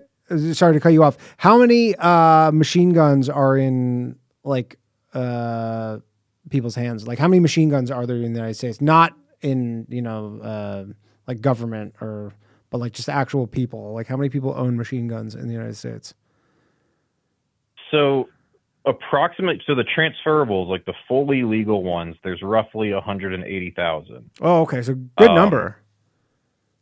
So yes. And then post samples, the last number I heard was about 800,000. Oh, wow. So there's about 1 million, give or take, legal. Again, this is only the ones that are registered in civilian hands in the United States. Now, when you think of a machine gun, like the definition, it's just whether it fires automatically, which means that it fires more than one round per single function of the trigger, which that definition's very important. There's a lot of legal stuff going on around that. But basically, they got Maduro, from what I understand when I read through it, on kind of like a RICO charge. Like, basically, they were able to prove that some guy or guys that were in the U.S. that were a part of, I can't remember what, is he? He's not Trende Aragua. Is that them? I think it's debatable. Like, I don't think so. I've heard some people link him to them, but I don't think like specifically he's like the head of Trende Aragua now. Okay, well, they basically linked him to some gang. I can't remember exactly. And via RICO, they're saying this guy or guys that got caught with machine guns, because they are under your enterprise, therefore you possess them. Because that's kind of how, like, for example, at my job, like it is not legal for me as an individual to possess a post-86 machine gun. It is the business's machine gun. Right. And as a actor of that entity, I can therefore possess it for X, Y, and Z reason, right? So basically, from what I could tell, the state kind of took that premise and was like, well, your guy had it, therefore it was yours. And it is a tack-on charge because it's like 10 years, 250,000 or something. Yeah. If they're able to get the full statute. Right. They're just throwing as much stuff as they can as possible. But so that's essentially what it was. It was just kind of a legal formality, essentially. Kind of. Yeah, it was just an extra fuck you. But it's kind of annoying just because of the way the Justice Department has been very, for lack of a term, sort of bipolar when it comes to how they're treating firearms. Like, one day the Trump administration will be like incredibly friendly and like do all this like pro Second Amendment stuff, and then the next day they're rapidly enforcing like one of the most controversial, unconstitutional laws on the books, which is the machine gun ban. Because the way it was passed was completely illegal, and you can find this footage on YouTube. So it was passed by it was a tack-on amendment that was supposed to be a pro-gun law. It was tacked onto the Firearm Owner Protections Act, of all things, by this fucking guy from New Jersey who wanted to, 1986. Okay. It may have been passed in 85 and the effective date was 86. I can't remember. But basically they had an oral vote where they did the whole aye, nay thing when it was supposed to be a written vote. And the Speaker of the House at the time was a Democrat, and he just went with the ayes have it. And then at the time, the NRA, swore up and down they were going to fight it. They're going to get rid of this and that. And then, fast forward 40 years later, nothing's changed. Probably not clawing that one back. Has there ever been a mass casualty in like any sort of recent times using a fully automatic weapon? A legal one? Even an illegal one. I mean, I'm trying to think. It seems like it's always an AR-15 for the most part. Well, illegal ones, it happens pretty regularly. I mean, Glock switches, that falls under the federal definition of a machine gun. So I don't know about like mass shootings, but like within most cities, like gang members are spraying each other with fully automatic Glocks, like way more than they used to. And there has been legal self-defense shootings with transferable machine guns, which is pretty wild. Awesome. There's a couple in the 90s. Yeah, right. Hey, man, you got to defend yourself. But yeah, that's right. Damn right, brother. But no, it's been like machine gun law has been, obviously the government is not a fan of civilians owning machine guns. It's just the way it was passed, and machine guns are the only thing that is completely prohibited technically. Yeah. Like, and do they make them? Like, do they make them anymore? Or are they? Yeah. They do make them still. It's just so hard to, I guess. It's just the licensing and possession requirements are very stringent. Like you have to prove you're actually running a business, for example. You can only, as a civilian, possess them for sale to the government. That is the reason you have them. Like basically, when the government banned them, and this is in the law, they wanted dealers to be able to continue to make them in the event of some sort of calamity, and they need more machine guns. They can source them basically from the public. Like that's. So then, if you're a dealer, what do you just make them and store them? Or are you just selling, like, who's your client? Like, who's the purchaser? Police departments can buy them, which is pretty funny sometimes. Yeah. That's honestly most clients. Like, unless you're a big name, like FN, Colt, Sig Sauer, like most of the time, the people buying machine guns from local dealers are going to be like county SWAT teams. Like they just want M4s or something. That's like most of your. So are all the orders? Guns. Yeah. So they're just made to order essentially. Like you're not kind of making them for inventory. Like it's just someone orders them and then you make them. More or less. Yeah. Like most machine guns are, you take a semi-automatic platform, like an AR-15 or whatever, and you convert it to fully automatic, and then you register it as such. Interesting. Cool. All right. Well, that's fascinating. That was something I knew absolutely zero about. Yeah. No, I'm in this every day. It's honestly the coolest job I've ever had. Do you get to shoot them? I guess you got to test them, right? Oh hell yeah, man. Yeah, you got to make sure they work. Well, that's fucking badass.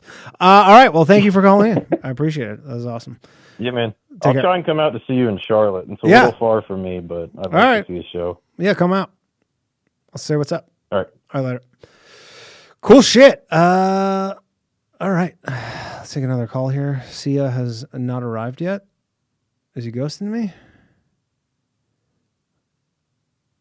Hey, Danny. Hey, what's up? You're on Low Value Mail. Who am I speaking with? Will from Texas. Probably my third time calling. What's up, Will? How's it going? Nothing much. I'm actually making dinner now, but I'm just going to turn that off right now. Now I'm just calling crazy week in the news. Insane. I think crazy start to the year. Family members on. Yeah, sorry. I've been arguing. Yes, I called the speaker. Yeah, I've been arguing with family members on Facebook over the shooting. not even like one way or the other. I'm just like very similar to yours. I think Caleb Hammer had the same kind of rational conclusion. Dr. Todd Ronde, where it's an unfortunate accident. Yeah, I don't know if it's an accident. It's just a thing that happened. I don't know. Like the real question is what's the law? I guess is you just kind of have to defer to the law here. Was he within his right to do it or not? and I just think he was. Yeah, I agree. Hilarious memes and comments. I think, was it Kyle Rittenhouse talked about? Should I go to Minnesota? Over there. Go to Minnesota. It's crazy. I think even, I've had even debates with, my sister about ICE and kind of their role. She's very in favor of them really taking every measure to protect themselves, like masking up and. Yeah, I mean, the notion, like, I know everybody criticizes, or not everybody, but a lot of people on the left criticize them. Why are you covering your faces? But like, if you're ICE, how could you live as a civilian? If, like, I mean, the levels that they're going to go to dox you, like, it is unsafe to be an ICE agent in this country right now. Oh yeah, I mean, I even just saying that the guy was legally justified, I feel like I can get so much shit just for that. Even saying that it was wrong to shoot her, even if I preface it with saying he was wrong to shoot her, he shouldn't have done it, but I think he was legally justified. I can't publicly say that. Yeah. My sister can't publicly say that. I mean, I'm doing podcasts and stuff, but like, as a civilian, probably cause you a lot of fucking problems, especially depending, and you're in Texas. Like, I'm sure people are in more liberal places. You say that shit. I'm cities. Oh, you're in cities? No. I'm in cities. Yeah. I'm in San Antonio right now, where we're trying to figure out if we're going to paint our gay district rainbow sidewalks or not. But that's been a whole shit show here, where I guess the governor said you got to take the crosswalk off. So I guess the city was like, fine, we'll take the crosswalk off, but we're going to paint the whole sidewalks using taxpayer money. Really? That's what it's like in Vancouver, in British Columbia. They have in their little gay area, I think Davie Street. It's all the sidewalks are all gay. Yeah, so there were, I guess, since they're saying since we have to, get rid of the gay crosswalk, we're just gonna have gay sidewalks, and that's been going back and forth on whether, you go to the comment section of the local Facebook posts, like local news, their Facebook posts, and it's just. It's crazy how much people don't want it, but it is Facebook, so it is all boomers, which is crazy shit. I don't have a whole lot of time, and I know you probably want to get one more caller in. Are you going to be doing any Texas shows? Yeah, I have. I'm going to be in Fort Worth in March 13th and 14th, and I'll have some other ones. I'm looking for Austin, San Antonio, and basically Houston. I have a new booking agent, and he's pretty busy, like getting me shows. So I should have pretty much everywhere. Yeah, I'm going to be seeing Ryan on Wednesday. Isn't he this weekend? 2 days. Oh, yeah. He's in San Antonio Wednesday. Wednesday. He's like literally 5 minutes away from me. Like I really? can walk to the club, yeah. Oh, so amazing. he's like super close. Oh, that's great. Yeah, I think JJ's going to be there. And oh, sweet. Yeah, I think he's going to be there too. But I should be out there some point this year. Yeah, Dallas. Yeah, my brother's in prison up in Fort Worth, that area. So okay, so he's not going to be able to make it. Yeah, comedy show. No, my brother in prison won't be able to make it. He's in there for some heinous shit. Oh no, I'm not going to get into that either. Can you give us a hint of what he did? Well, how can I give a hint? Well, you know what? He shares the same name as you, so I don't know. Oh, all right. My brother. No, how can I give a hint of what our brother did on a comedy? He did some heinous shit. Let's just say him and Epstein would have been best pals. Ooh. How long's he in for? A fucking long time, 20+ years. Oof, brutal. Ooh, yeah. I'll leave it. I'll leave it at that. That's all you need to know. All right, thanks for calling in, man. Appreciate it. All right, have a good one, Danny. Bye. Damn, don't diddle kids, guys. I don't know what's going on with Sia if he's showing up. So let's. I'm on the call. I can't. Oh, hold on a second. 1 second here. Oh, he's been here the whole time. Sorry, I got to figure this out here. I think he's here. Okay. We have Slav left, but I'm not going to have time to take this. Sia's been waiting for 10 minutes, and I didn't realize. I thought he was just a caller. Sorry, Slav. You can call in after the thing. I'm sure you have nothing good to say anyways. All right. I'm going to take a quick break while I just set Sia up. Don't go anywhere. I'm going to be fucking 2 minutes. We are back with SiaVash Safavi. How's it going, man? Close enough. I'm good. How are you supposed to say it? Safavi. Safavi. Yeah. Safavi. Safavi. All right. It's very simple, man. All right. It's called low value, man. Better than Polishchuk. Hey, come on. All right. It is. All right. For people who don't know you, you were on the show in June. We were talking about Iran. See, at least I don't say Iran. That's something. God bless you. Isn't that something? At least God I don't bless you, sir. At least I don't say Iran. All right. So you're joining the show.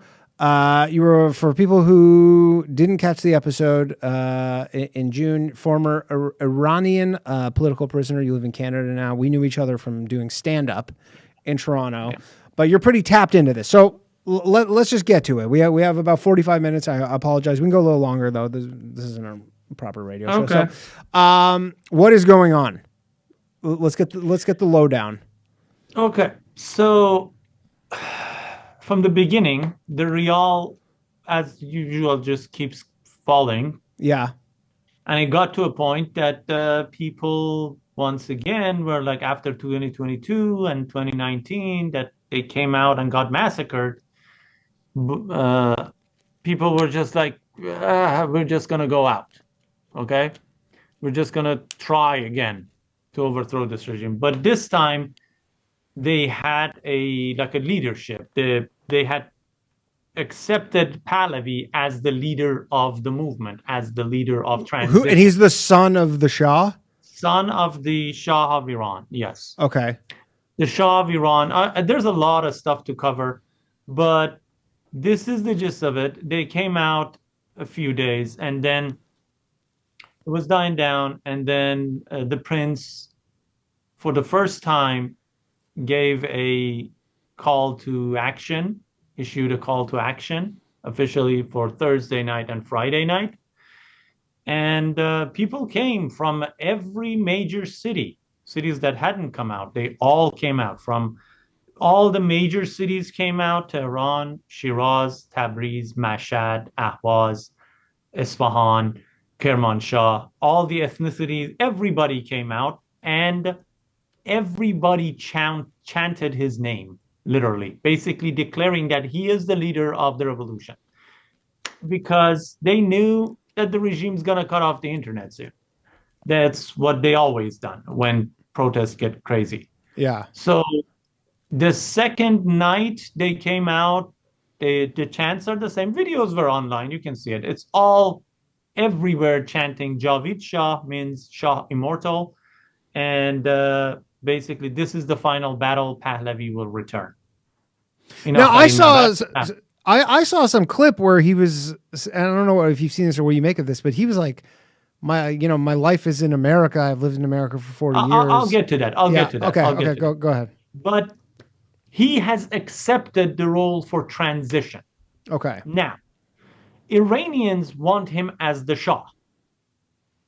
He himself is not a fan of that idea.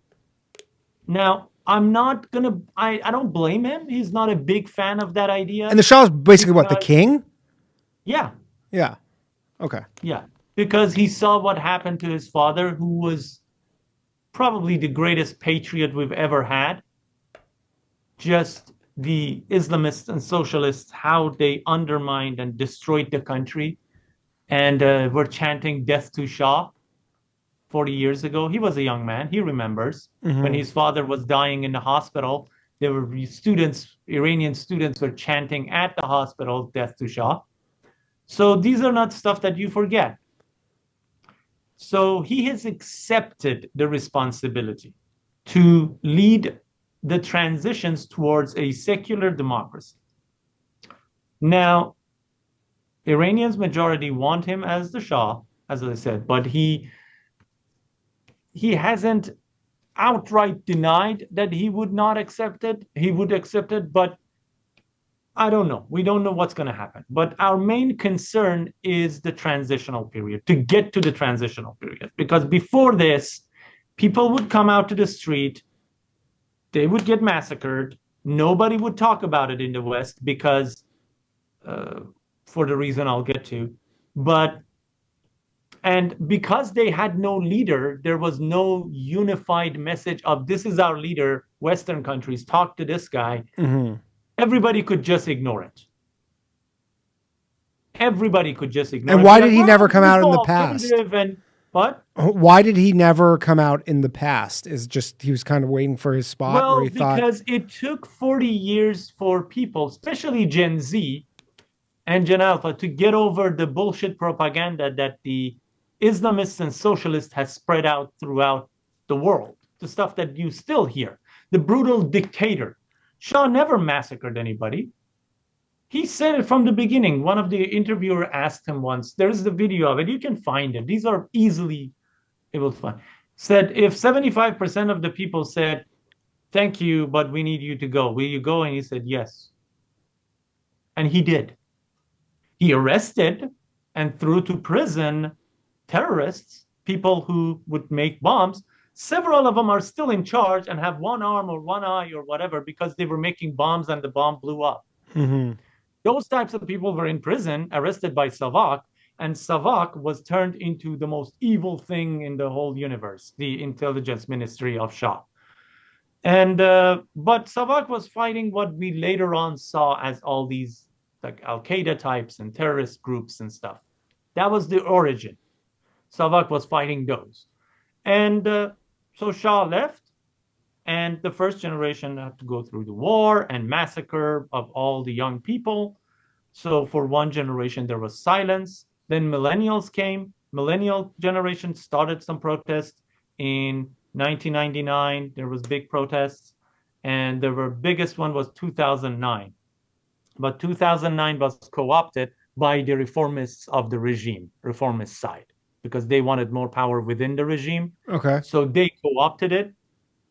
And because, again, there was no outside the regime leadership, and the Pahlavis had been lied about so hard that nobody was taking them seriously. But over time, basically, Gen Z discovered him. He was still saying the same things. I'm just here to help my people get to democracy. I don't want anything in this. And they found him, and this is what happened. In 5 years, he became the most popular political figure in Iran. And so this is why the other protests didn't work out. And this is why this is what pisses me off. We can get into the black pill. Let's hear it. Let's hear it all. Of the internet. It's like I'm listening to these podcasts. The three guys who are like brains of economy and stuff. They opened their thing with like, my friend was showing me. It's like, are you talking about the All In podcast? I don't know what it was, but they opened the podcast with, well, Iran, who's doing this and why? It's like, what? It's like, do you know what it means when a country doesn't have power for several hours of the day during summer, a warm country? Most of the country doesn't have water for several hours of the day. The price of people are buying yogurt on payments. Do you understand what that is? What that means? Yeah, like they're buying it on credit. Like food is now sold in payment because people can't buy it. And they think Israel or CIA have these groups in Iran that they're just there. And they're like, hey, guys, gather a few million people and just go to the street and get killed. I said, they don't understand what it is to live in a totalitarian country. There is no access. Spies can do stuff in a totalitarian country, but you can't do grassroots stuff in a totalitarian country. Yeah, like you can't mobilize millions of people. Everything. You can send a few guys to kill somebody and get out. But you can't start a grassroots movement in Iran. Because this started, did this not start, the initial thing was a bunch of like merchants kind of went on strike? The market, the traditional market that is basically the traditional export-import people, they were the ones who came out. It was like, no, we're done. We're not going to survive this. They shut down Tehran's market and came out and started protesting. And when people saw the market, which was traditionally the the economic power behind the regime, market was the funder of the Islamic Revolution, the traditional market, because it feared that the global market is going to destroy it. So when they came out, people everywhere just came out, and immediately it turned from economy is bad to no, all of these motherfuckers have to go. This is serious. They have to go. And these people just sit on these things. Like Nick Fuentes the other day was like, tweeted, yeah, it's just astroturf. It's like Israelis. It's like, how? Just explain to me how. How? Yeah. And then they put up, Israel made like dozens of channels, Instagram channels, promoting Pahlavi. It's like the same way Russia promoted Trump in America. You think those work that way? Those things? It's like not understanding the country you're talking about. Oh, it's going to be Libya. No, it's not going to be Libya. It's not going to be any other country because no, we are not a country drawn on the map by somebody with a ruler. Yeah, you guys have been there forever. We've been there before anybody was anywhere. Yeah. And the same people who've been there, we are the first country, we are the first empire, and literally we taught everybody how to be an empire. The systems that Darius the Great designed is the same that was used in Rome, the same that was used in the caliphates, everything. It's like these people don't get it. Iranian people, their ethnicities, but they've never been at war with each other. They all consider themselves Iranian first. It's like they've all ruled the country at some point. There is no sectarian war. There's never been a sectarian genocide in Iran, ever. It's like you don't understand the country you're talking about, and you just want to say something. And most of the black pill people, it's like, I understand it. It's like you once believed this, and everything is this. The government is like this, and everything fits into this worldview. And then it gets shattered completely. So now you either have two choices, and as we know, based on what they say, so about 70% of people are not able to do logic, hardcore logic. Yeah. So you have this was destroyed, so you look around and you take the exact opposite and just go with it. Now everything has to fit into this one. Look at the types of, I don't know, Jimmy Dore. Look at the types of, like, it's so simple. You see it. It was like, well, it's just like it's Israel. And now it's this way.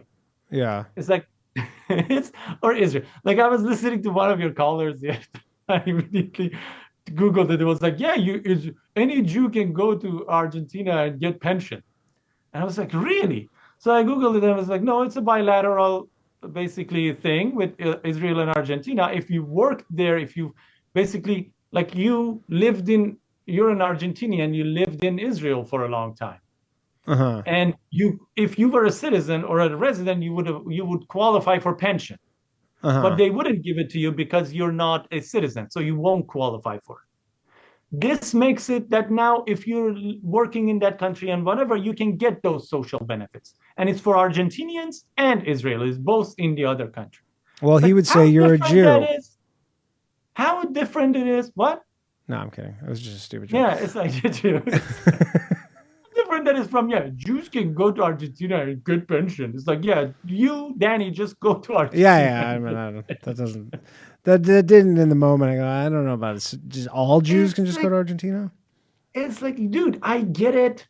Okay, this is another thing I wanted to talk to you about. Is there Mossad in Iran, though? Like, do they have, like, some operatives? If there was, we would be doing much better, bro. Yeah.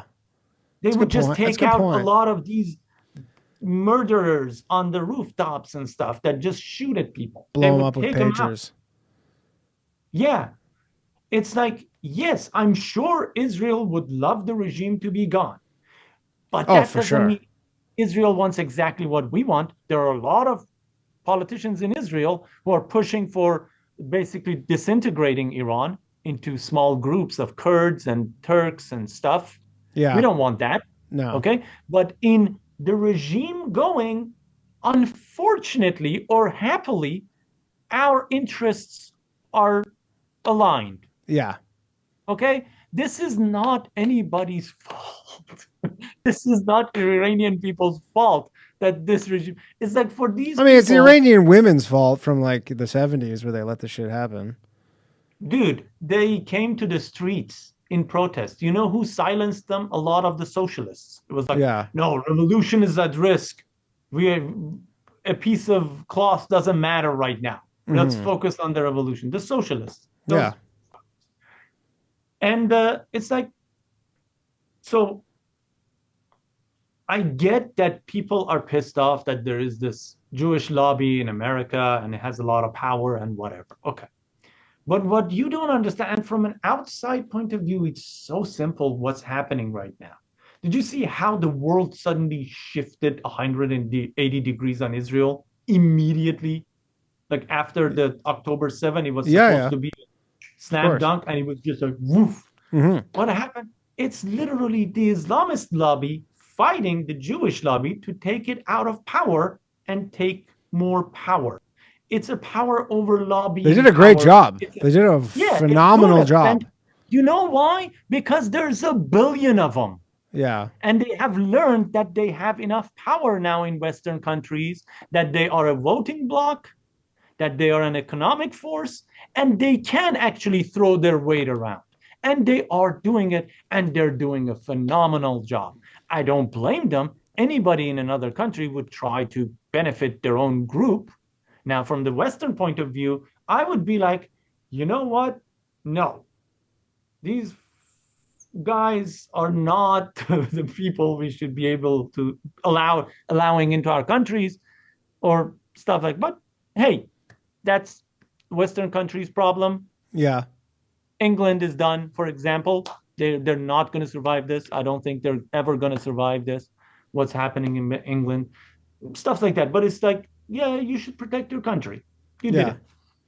But this is the battle between the Jewish lobby and the Islamic lobby. And Islamic lobby is now turned a part of the red-pilled, black-pilled, whatever you want to call it, to their thing. So they're just taking anything that this lobby says as the word of God. It's like, yeah, but this said. It's like, yeah, this. It's like a time of Stalin. If it's like, yeah, Stalin killed like 10 million people. And Stalin be like, no, I didn't. That's a lie. And they'd be like, see, Stalin says it's a lie, man. It's like, that's like, be a little more critical. Yeah. It's always a battle between powers.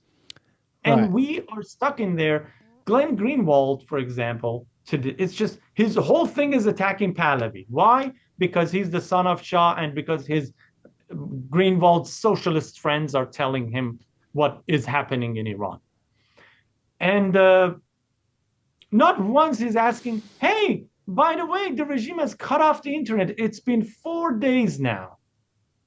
What's happening to the people? Has anything got out in those 4 days? Because I know Starlink was put in, but then I saw something where they have some like Chinese technology where they're able to jam Starlink. Yeah, they're yeah. I saw the thing with like the morgues, some full morgues. That could be a fake out. Actually, that morgue one could be a fake out by the regime because that's what they do. It's like, oh, you come to the street, this is what happens. We don't care. We kill you. And what would be the benefit to them of releasing something fake like that? Fear. When the internet comes back on, or it gets spread out in Iran, you're gonna think twice. Like when you see like thousands and thousands dead. It's like November 2019. They shut down the internet and they killed, this is argued, we have over 3,000 names of people killed. But if you ask the official accounts, it's hundreds to 1,000. Yeah. And that's literally what the regime has allowed, has accepted. It's like, yeah, we sometimes machine gun them. It's like, that's what the regime has accepted. The international community takes whatever the regime says absolutely. Why? Because the regime is against the West, and anyone against the West cannot do anything wrong. That's just the rule right now that we're seeing. Yeah. That's just what. And what happens with the Ayatollah? Like, I imagine he's going to hold on to this The as long as he can. Ayatollah Khamenei himself is basically half dead, so we don't care. He's going to be dead and gone soon, either killed or dead. The regime is the thing, this thing that is set up. It's just set up to suck and there's us people, dry. there's like a secession plan in place, I imagine, to... Like, is there someone who will take his, like, it's determined will take his spot? Yes, there is. Basically, there's been plans released by the prince. One of the great things that the prince did first was years and years ago, he gathered Iranian elite in sciences, education, entrepreneurs, and economy, all of that. Gathered them together in the Phoenix Order, and it was basically to set a plan, write a plan for when the regime is falling and falls. What are the things to do when basically we start taking over? What are we supposed to do when a transition government wants to take over? What are the steps? What needs to be protected? What needs to be put in motion immediately? Those have been set up, written. But the problem is something's gonna be done, man. Like, I understand people are like, oh no, war. There's not gonna be a war. I wrote in National Post about 6 months ago when Israel and Iran were shooting at each other. Remember, we talked about it, I think.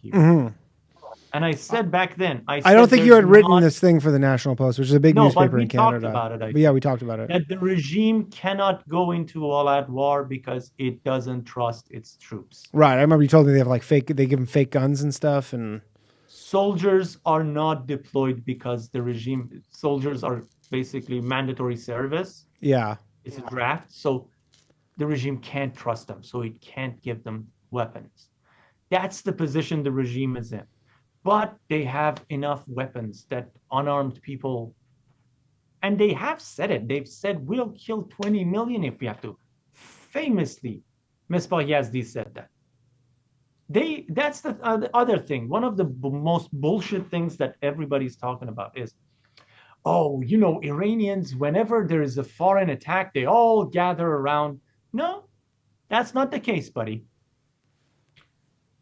The regime in Iran doesn't consider itself Iranian.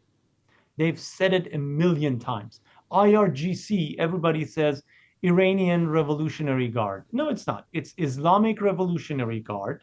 There's no Iran in the name. And they have corrected. One newspaper in Iran, I remember like years ago, wrote Iranian Guard, and IRGC sent a correction to the newspaper, and they were forced to publish immediately that it's the Islamic Guard, not the Iranian Guard. The highest level mullahs in the country, Misbah, I think it was Misbah, once literally said, we've conquered this country through blood. We're not giving this away. Yeah, and why would you? Conquered. It's like, conquered. And seems accurate.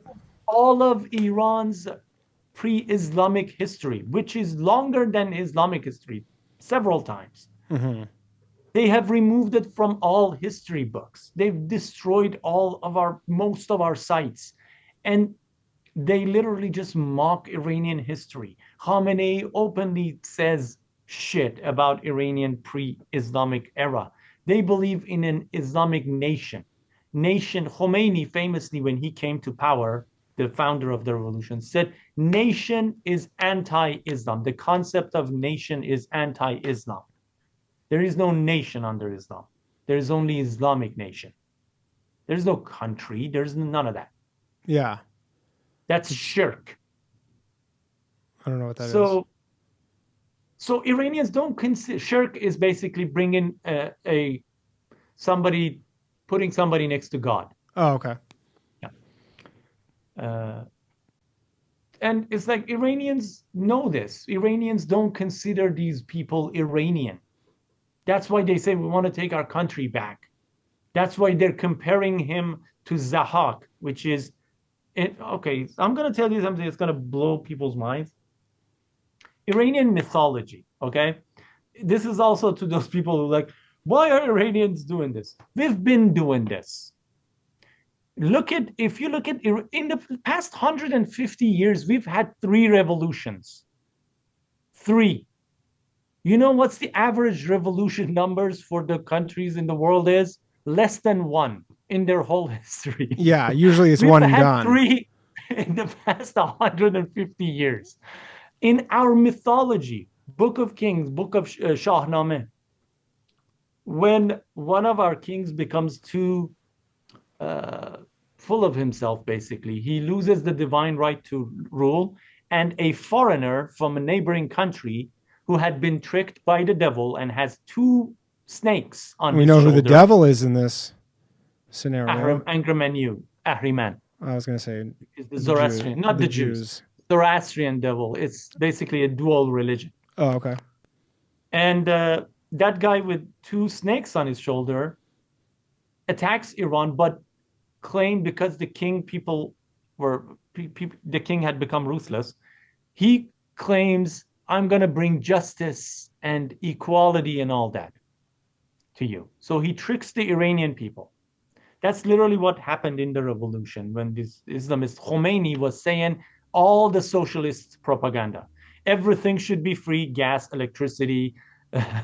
Like your GDP, he didn't know what GDP was. He said, your GDP is this amount. They should pay you this amount every year.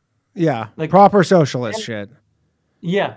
So Zahak takes power, and then he becomes so ruthless that he kills all the children because he has a dream that some baby is going to overthrow him, grow up and overthrow him. So a blacksmith, not a warrior, not a nobleman, not a prince, a blacksmith rises up against him and leads a popular uprising, and they go and find the son of the true king and bring him back to power.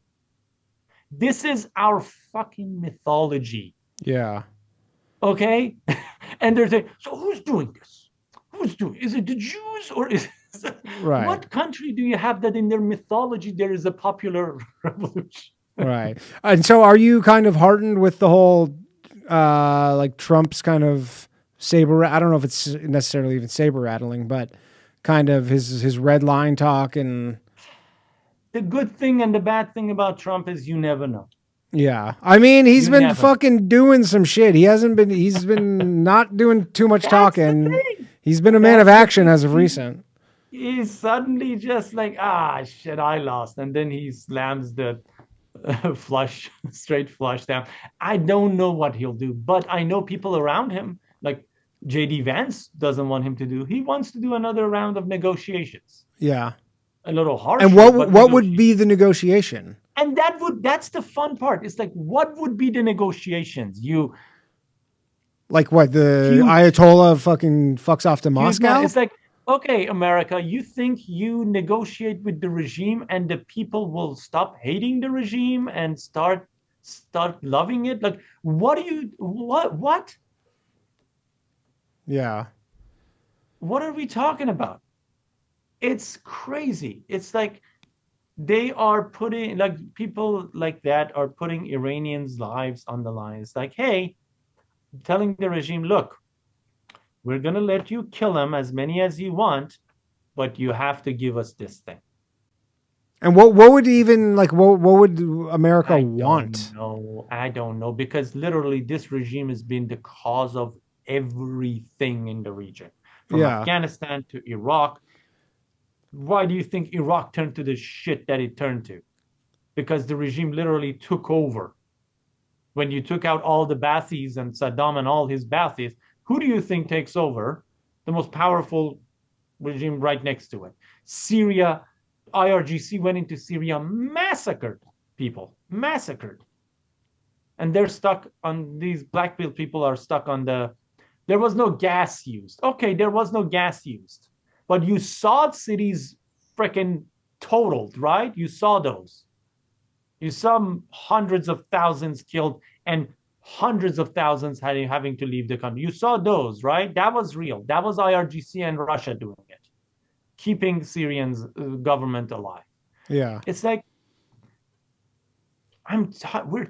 people are so tired, dude. So fucking tired. It seems like they're close. It seems like they're these monkeys, but these monkeys, they don't fucking care. They've just learned to talk like humans, and that's what socialists taught them, these mullahs, to talk like the Westerners, and that's what they're doing. And the Westerners are like, he speaks words that I use, and it's like, this motherfucker has rules about how you rape a 10-year-old. What are you talking about? Yeah. You want to take some calls? Oh, it's going to be great, I'm sure. All right. The phone lines are open. 1-888-949-2969. Slav front ran the calls, and he called even when the phone lines weren't open because he's got something to say. So let's go to Slav. And one last thing before we get to the calls and everything. Okay, hold on. I muted him. Go ahead. One last thing. Yeah. Anybody in the West who dares to say, yeah, Iranian people don't need this or don't need... You son of a bitch. Iranians in the millions came to the streets. We have the videos from every major city by the millions and came to the streets and said, we want Pahlavi, long live Shah. Now the internet is down, but they sent the message out before the internet was cut out. Yeah. And they were like, weren't they like ripping down signs and putting up like Trump stuff? All of it. And it's like, so what are you talking about? That they need this or what do they need? They told you. So shut up about what. Yeah, they just want their country back. You think Americans would be the people who could most understand something like that. Right? Okay, let's take a call here. Sorry for prematurely picking up. Slav! Oh, you can hear me? Yep. Go ahead. You're on with Sia. Hey, what's going on there? I had a question. So everyone's all gung-ho for, what's his name? Reza, right? Are the people of Iran going to take him seriously when his wife, like, openly cheats on him? Okay, that's literally the... Wow. I mean, that's literally the Islamic Republic propaganda that they started. She had a photo with a guy a few times, and we found out, oh, that's the yoga instructor, and both of them are in those photos. They just wiped him out of the photos. He's not just a yoga instructor. You know that, right? Sure, buddy. Sure. Can we go to another one? I'm sorry. I'm not going to respond to this idiot. All right.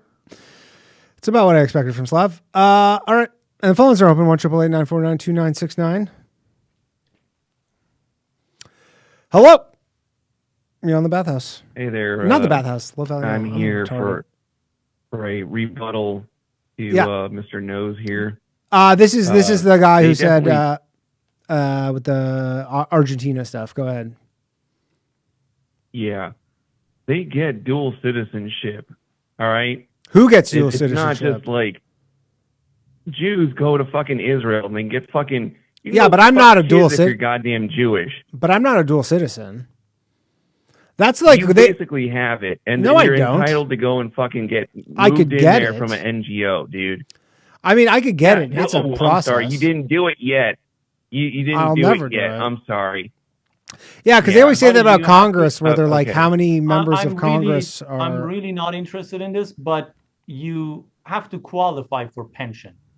You have to meet the pension requirements, and if you do, because you were not... Fuck up, you kike. Fuck off.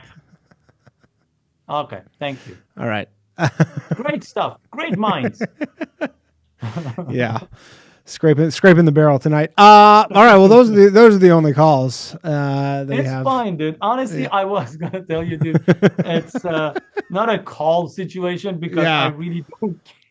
Yeah. Like, if there are questions, I mean, sometimes I have some people who have good questions, and then there's some retards. These past few days, dude, have been hell. Yeah. Okay. I know all of my family's out, all of my relatives are out, all of my friends are out. Yeah. Okay. What do you mean by days out? Like they don't outside have in the streets. Oh yeah, My yeah. dad is 82, and I know he's out. Yeah. He was going out and encouraging people. Mm-hmm. I know he's paid by the Mossad, but still, that's actually very wrong thing of Mossad to hire an 82-year-old man. Right, yeah, but yeah. still, Send their like, best.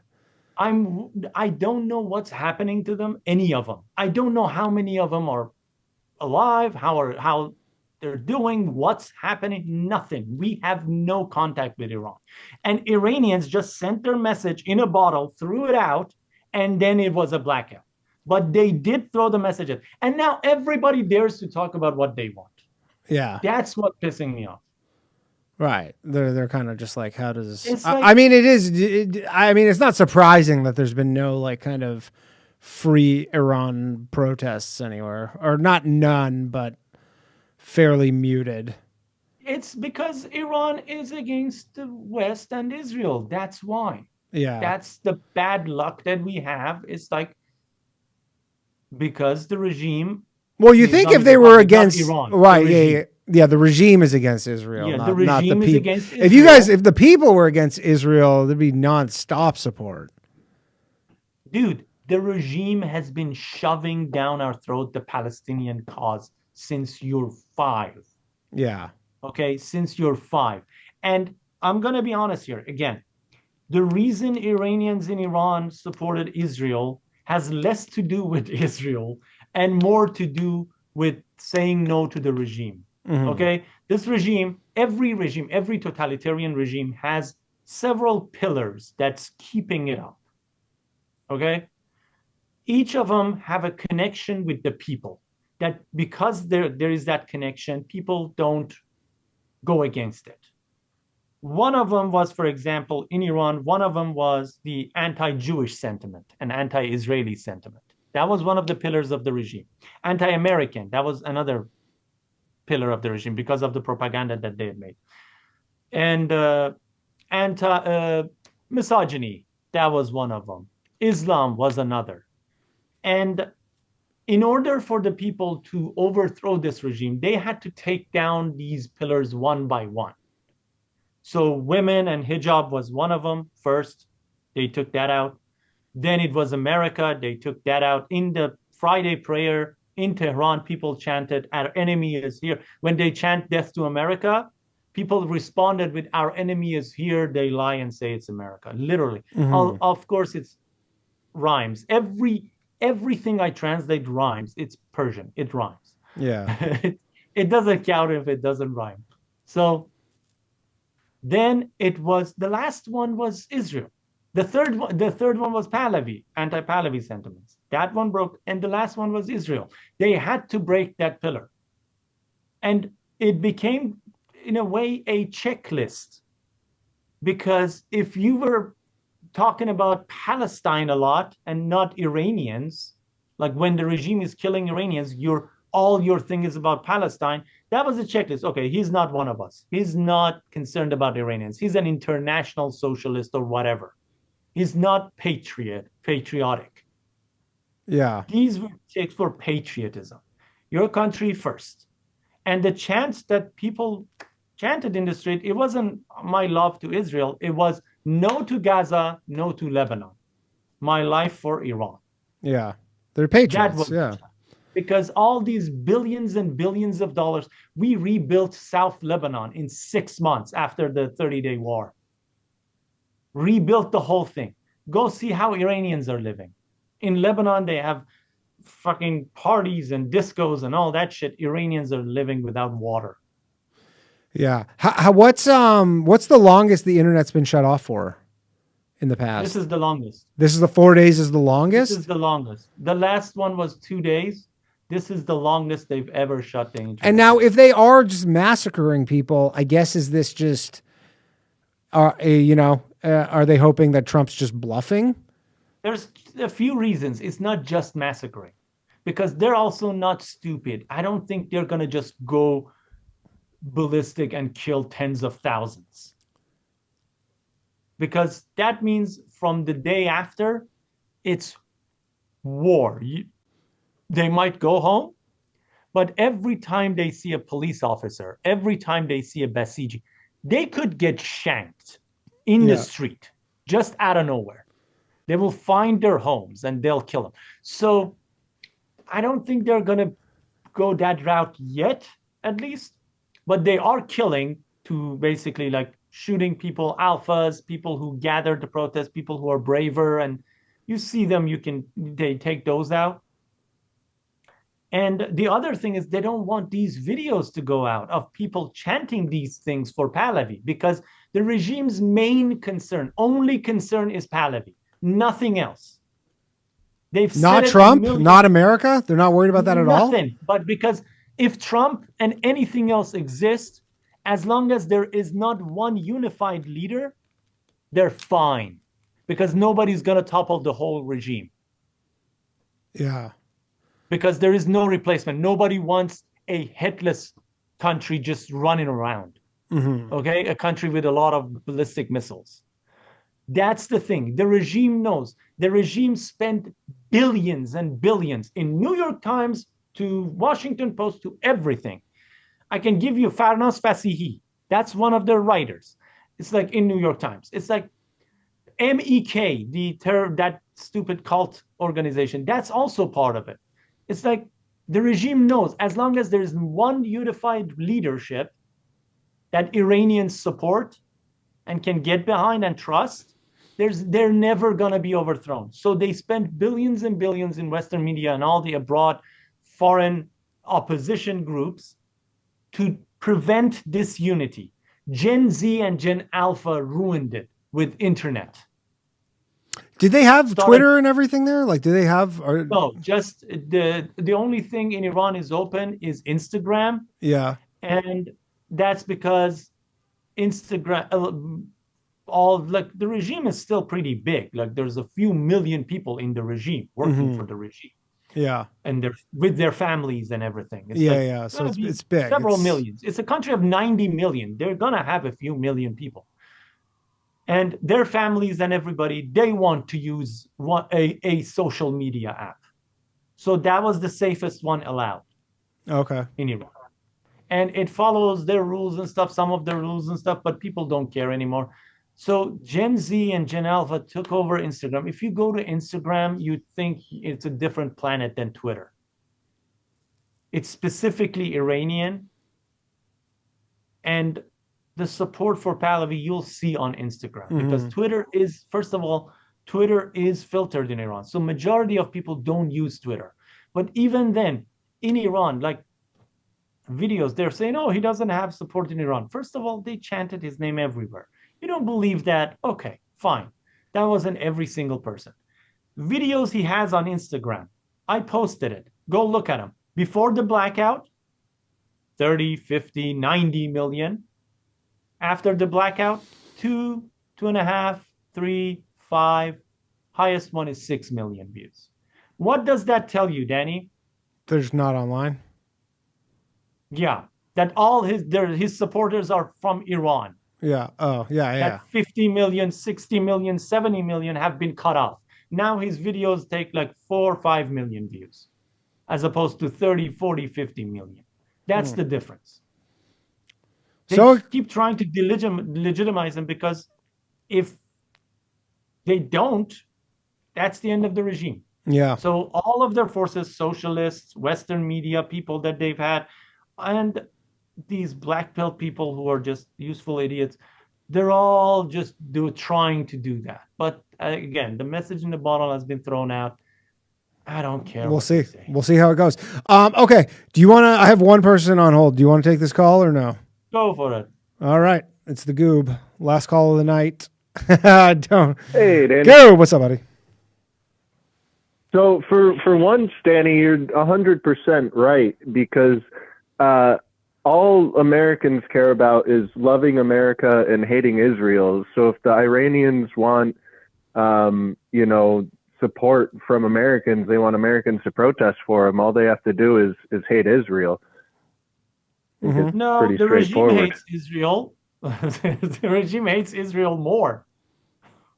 Right, but if the Iranian people want support from Americans, all they got to do is hate Israel, and they would get the American support.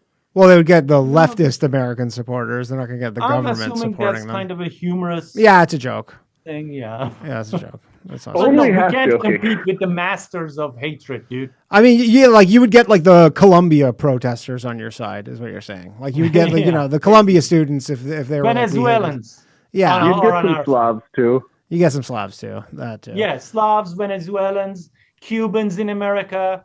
Yeah, those types. People who have actually experienced totalitarianism. They're all on our side. Yeah, all of them. People who've always lived in free world. They don't know what's happening. Yeah, they idealize the whole exactly. Americans don't even know the rest of the world exists. All they know is loving America and hating Israel. So yeah, that was There you go. All right. My only last question. Can you take off the glasses? Can we see you without the glasses? Good looking guy. You want to recognize the recognition software? Yeah. All right, cool. Palantir. Thanks, Gil. You can find my articles online on National Post and other places. I've been involved with politics. Yeah, you've been in this for a minute. Someone else just called in. Do you want to take this call or not? 20-something years. One more call? All right, let's go for it. Last call of the night. Don't call in anymore. We'll see if this is somewhat of a real call. Hello? Hey, what's going on, guys? What's happening? Hey, good conversation. I do appreciate your perspective. I do have some questions. Of course, I'm going to be respectful and not call you a kike because, Dylan gets so angry. You can tell he has a real anger streak. Well, let me try to be more challenging. The guy who called in a more you a kike reasonable for way. some reason. Yeah. Oh, he called me a kike. I thought he called me a pike. I was like, what does that even mean? Not Jewish. I thought it was. I mean, pike. it was kind of funny, but anyways. So my question to you is like, all right. So let me grant your perspective where Iran or Iran? Iran. Iran? Yeah, Iran. So Iranians are being oppressed by the current regime. All right, I'll just grant that. Thank you. I guess let's just say, so I think from like an American perspective where, and it's not just like your country, where you're from and things like that, but we get frustrated because we're having money just piled, taken away from us to put into military operations abroad. Now, with your plight, and if this is conceding that this is a reality that you're being oppressed, your people are being oppressed, are you asking for American assistance, like where we just bomb those nuclear facilities, or what is your what are you asking for? That's a very good question and a very good premise, and I appreciate that. You know why Iranians are upset and rising up every time? Because Iran, go Google 5 countries with most mineral resources in the world.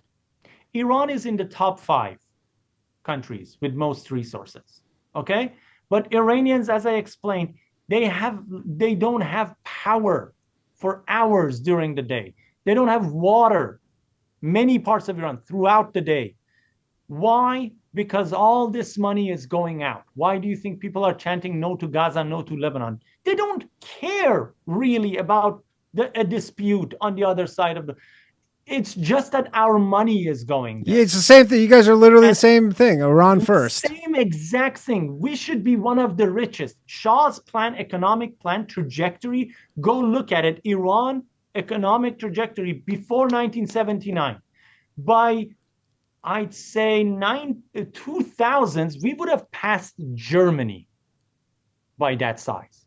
Our population is bigger and our minerals are shit ton more. We are the second largest gas resource in the world. And that's why Russia is not letting us live, because it has a non-compete agreement with the regime in order to sometimes give it a veto for something.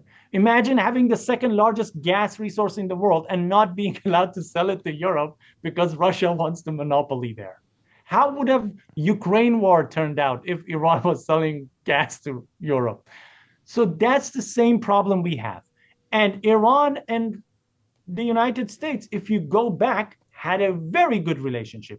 That Mossadegh stuff, those are bullshit. Mossadegh was a usurper of power. According to Iranian constitution, he was a usurper of power and he was removed by the Iranian army. There was one CIA guy who helped with the coordination of the thing, so it's bloodless.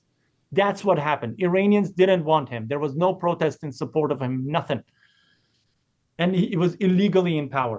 But Iran and America has had a great relationship until the Shah was in power. There was no wars in the Middle East. Americans were not being sent to the Middle East to get killed. The reason they were sent to Middle East to get killed was because Jimmy fucking Carter helped Khomeini take power. Khomeini's assistant said it on TV, said, we wouldn't have succeeded without Carter. This revolution would not have succeeded without Carter. Carter forced Shah to release all the terrorists he had arrested. That's what happened. Before that, Iran was an ally of the United States. With respect, we weren't being pushed around. Shah would raise the price of oil. Shah invented the OPEC. So he wasn't playing around. He wasn't a stooge. He was literally created an economic powerhouse. But it was an ally of the United States. Whenever the United States had problems in the region with somebody, Shah would be the mediator and resolve it somehow. When Arab countries boycotted some countries, including Israel, with oil, Shah was the mediator. And American presidents, their phone calls exist. You would call and literally consult with Shah about, okay, so how do these people feel about this thing that we did? And Shah would be like, yeah, they're not happy with this, they're happy with that. He was an ally of the United States. We were an ally of the United States. But what happened after that, it just became a disaster for the world. Middle East has not stopped burning since Shah has gone. Literally has not stopped. The last war was 1973, and the next 6 years, there was not a peep from anybody. It was all good. Saddam was even been shut down by the Shah. And then the whole Middle East went into flame. And American money is being spent there because oil is there and American interest is there. It's not fun, but your interest is that Saudi Arabia, which is the biggest producer of oil, is safe, and the oil that's coming out of there is safe. If there is stability there, your money is not going to be spent. There will be no excuse from the military-industrial complex to spend money there because the powerful countries there will take care of it. So in that sense, it would benefit America. Regarding what Trump could do, after reading how they took out the president of Venezuela. Seems like he can do fucking anything. Direct energy weapons make your fucking head bleed. Know. Send two of those people to just go around Tehran once. Just two of them. I think that would solve our problem. I don't know what they can do. Yeah. I don't want boots. I mean, it's impossible to predict what Trump will do. Yeah, I really don't know their capabilities. I don't want an invasion, forces coming, and that would be the dumbest thing you can do. And based on what he's been doing so far, he's like, he doesn't seem to have the appetite to send a bunch of soldiers in. Maybe a couple of missiles into IRGC bases that their forces are getting ready to come out and kill people. Just a couple of missiles. Yeah, just that send a message to Iranian people that, oh, you're not left to die there under blackout of internet. And it doesn't really cost America much. Yeah, and I'm sure if Trump frees Iran, I'm sure he's going to make a deal similar to Venezuela, where Does that make sense? We're taking some of your oil. Yeah. What do you think, conspiracy? So I understood what you said, of course, but I have to respectfully disagree on and respond to some points. Is where you said the Americans dying in the Middle East. I'd have to disagree with that being because of the Shah. We've got the clean Brink memo. I mean, there's lots of other evidence of why we've been pulled into the Middle East besides just Iran. You're just one of 7 countries. But we can put a pin in that. Again, my question is, what behooves us or what is good for America to be, like you said, like you don't give a shit about Palestine and Lebanon. Why should we give a shit about Iran? Like because got our own is problem. An actual powerful country with one of the top 5 resources in the world. Yeah, it could benefit America. You'd rather have that as an ally. If you're interested in American interests, if you run out of some resources, America doesn't have all the resources in the world. We have a lot of them. There could be some deals made that would be beneficial. That's the thing. It's like you want an ally or somebody, a nation who would actually, like, if Iranian people are left to be, because Iranians right now despise Europe, because all Europeans do is come out and take a photo, the opportunity photo thing, in support of Iranian people and say nice things, and then all of them go behind the doors and just sign deals with the regime. All of them.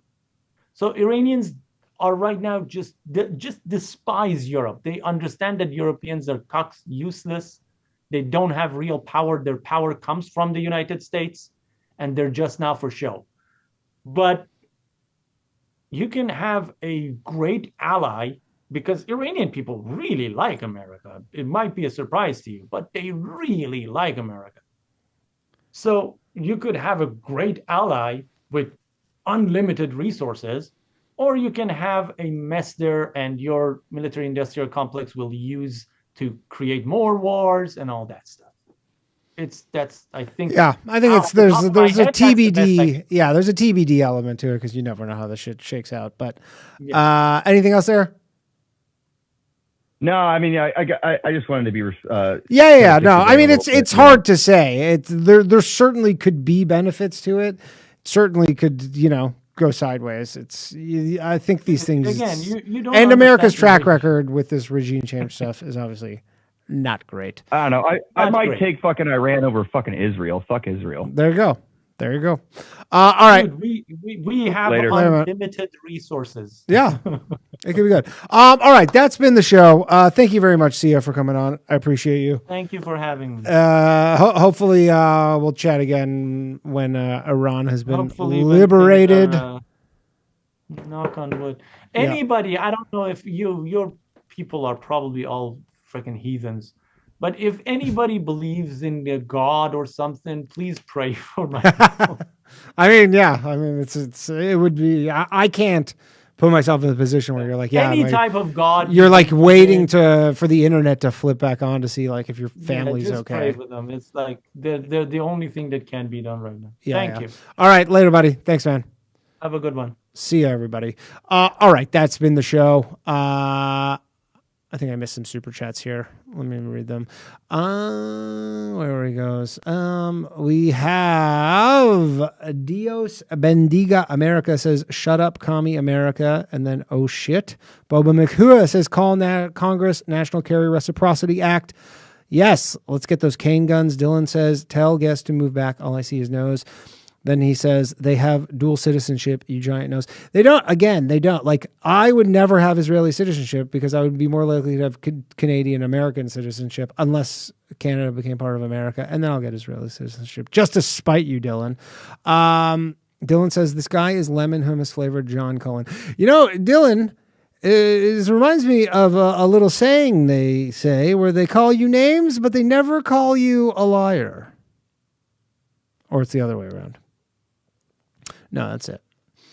They call you names. They never call you a liar. H5440 says, is Turkey and British joining forces to combat Trump's turn against NATO? Also, does Turkey and Saudi Arabia usually run military exercises? I'm sorry I didn't see this when I was still on with Sia, because that was more of a question for Sia, but we'll see what happens with NATO.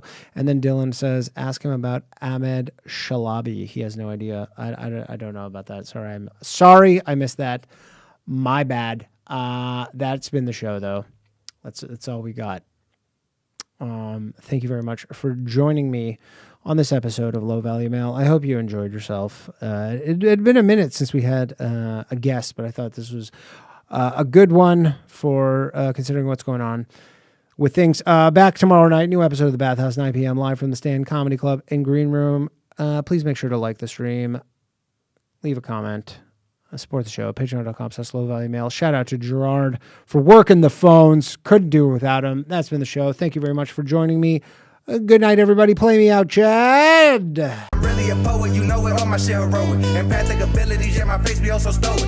Bleep, blow up, nigga, that just means I'm working. They see me as a leader, so that's why I'm Captain Kirkin. These tracks from the stars, that much is for certain. You can feel this hit if you up or if you hurting.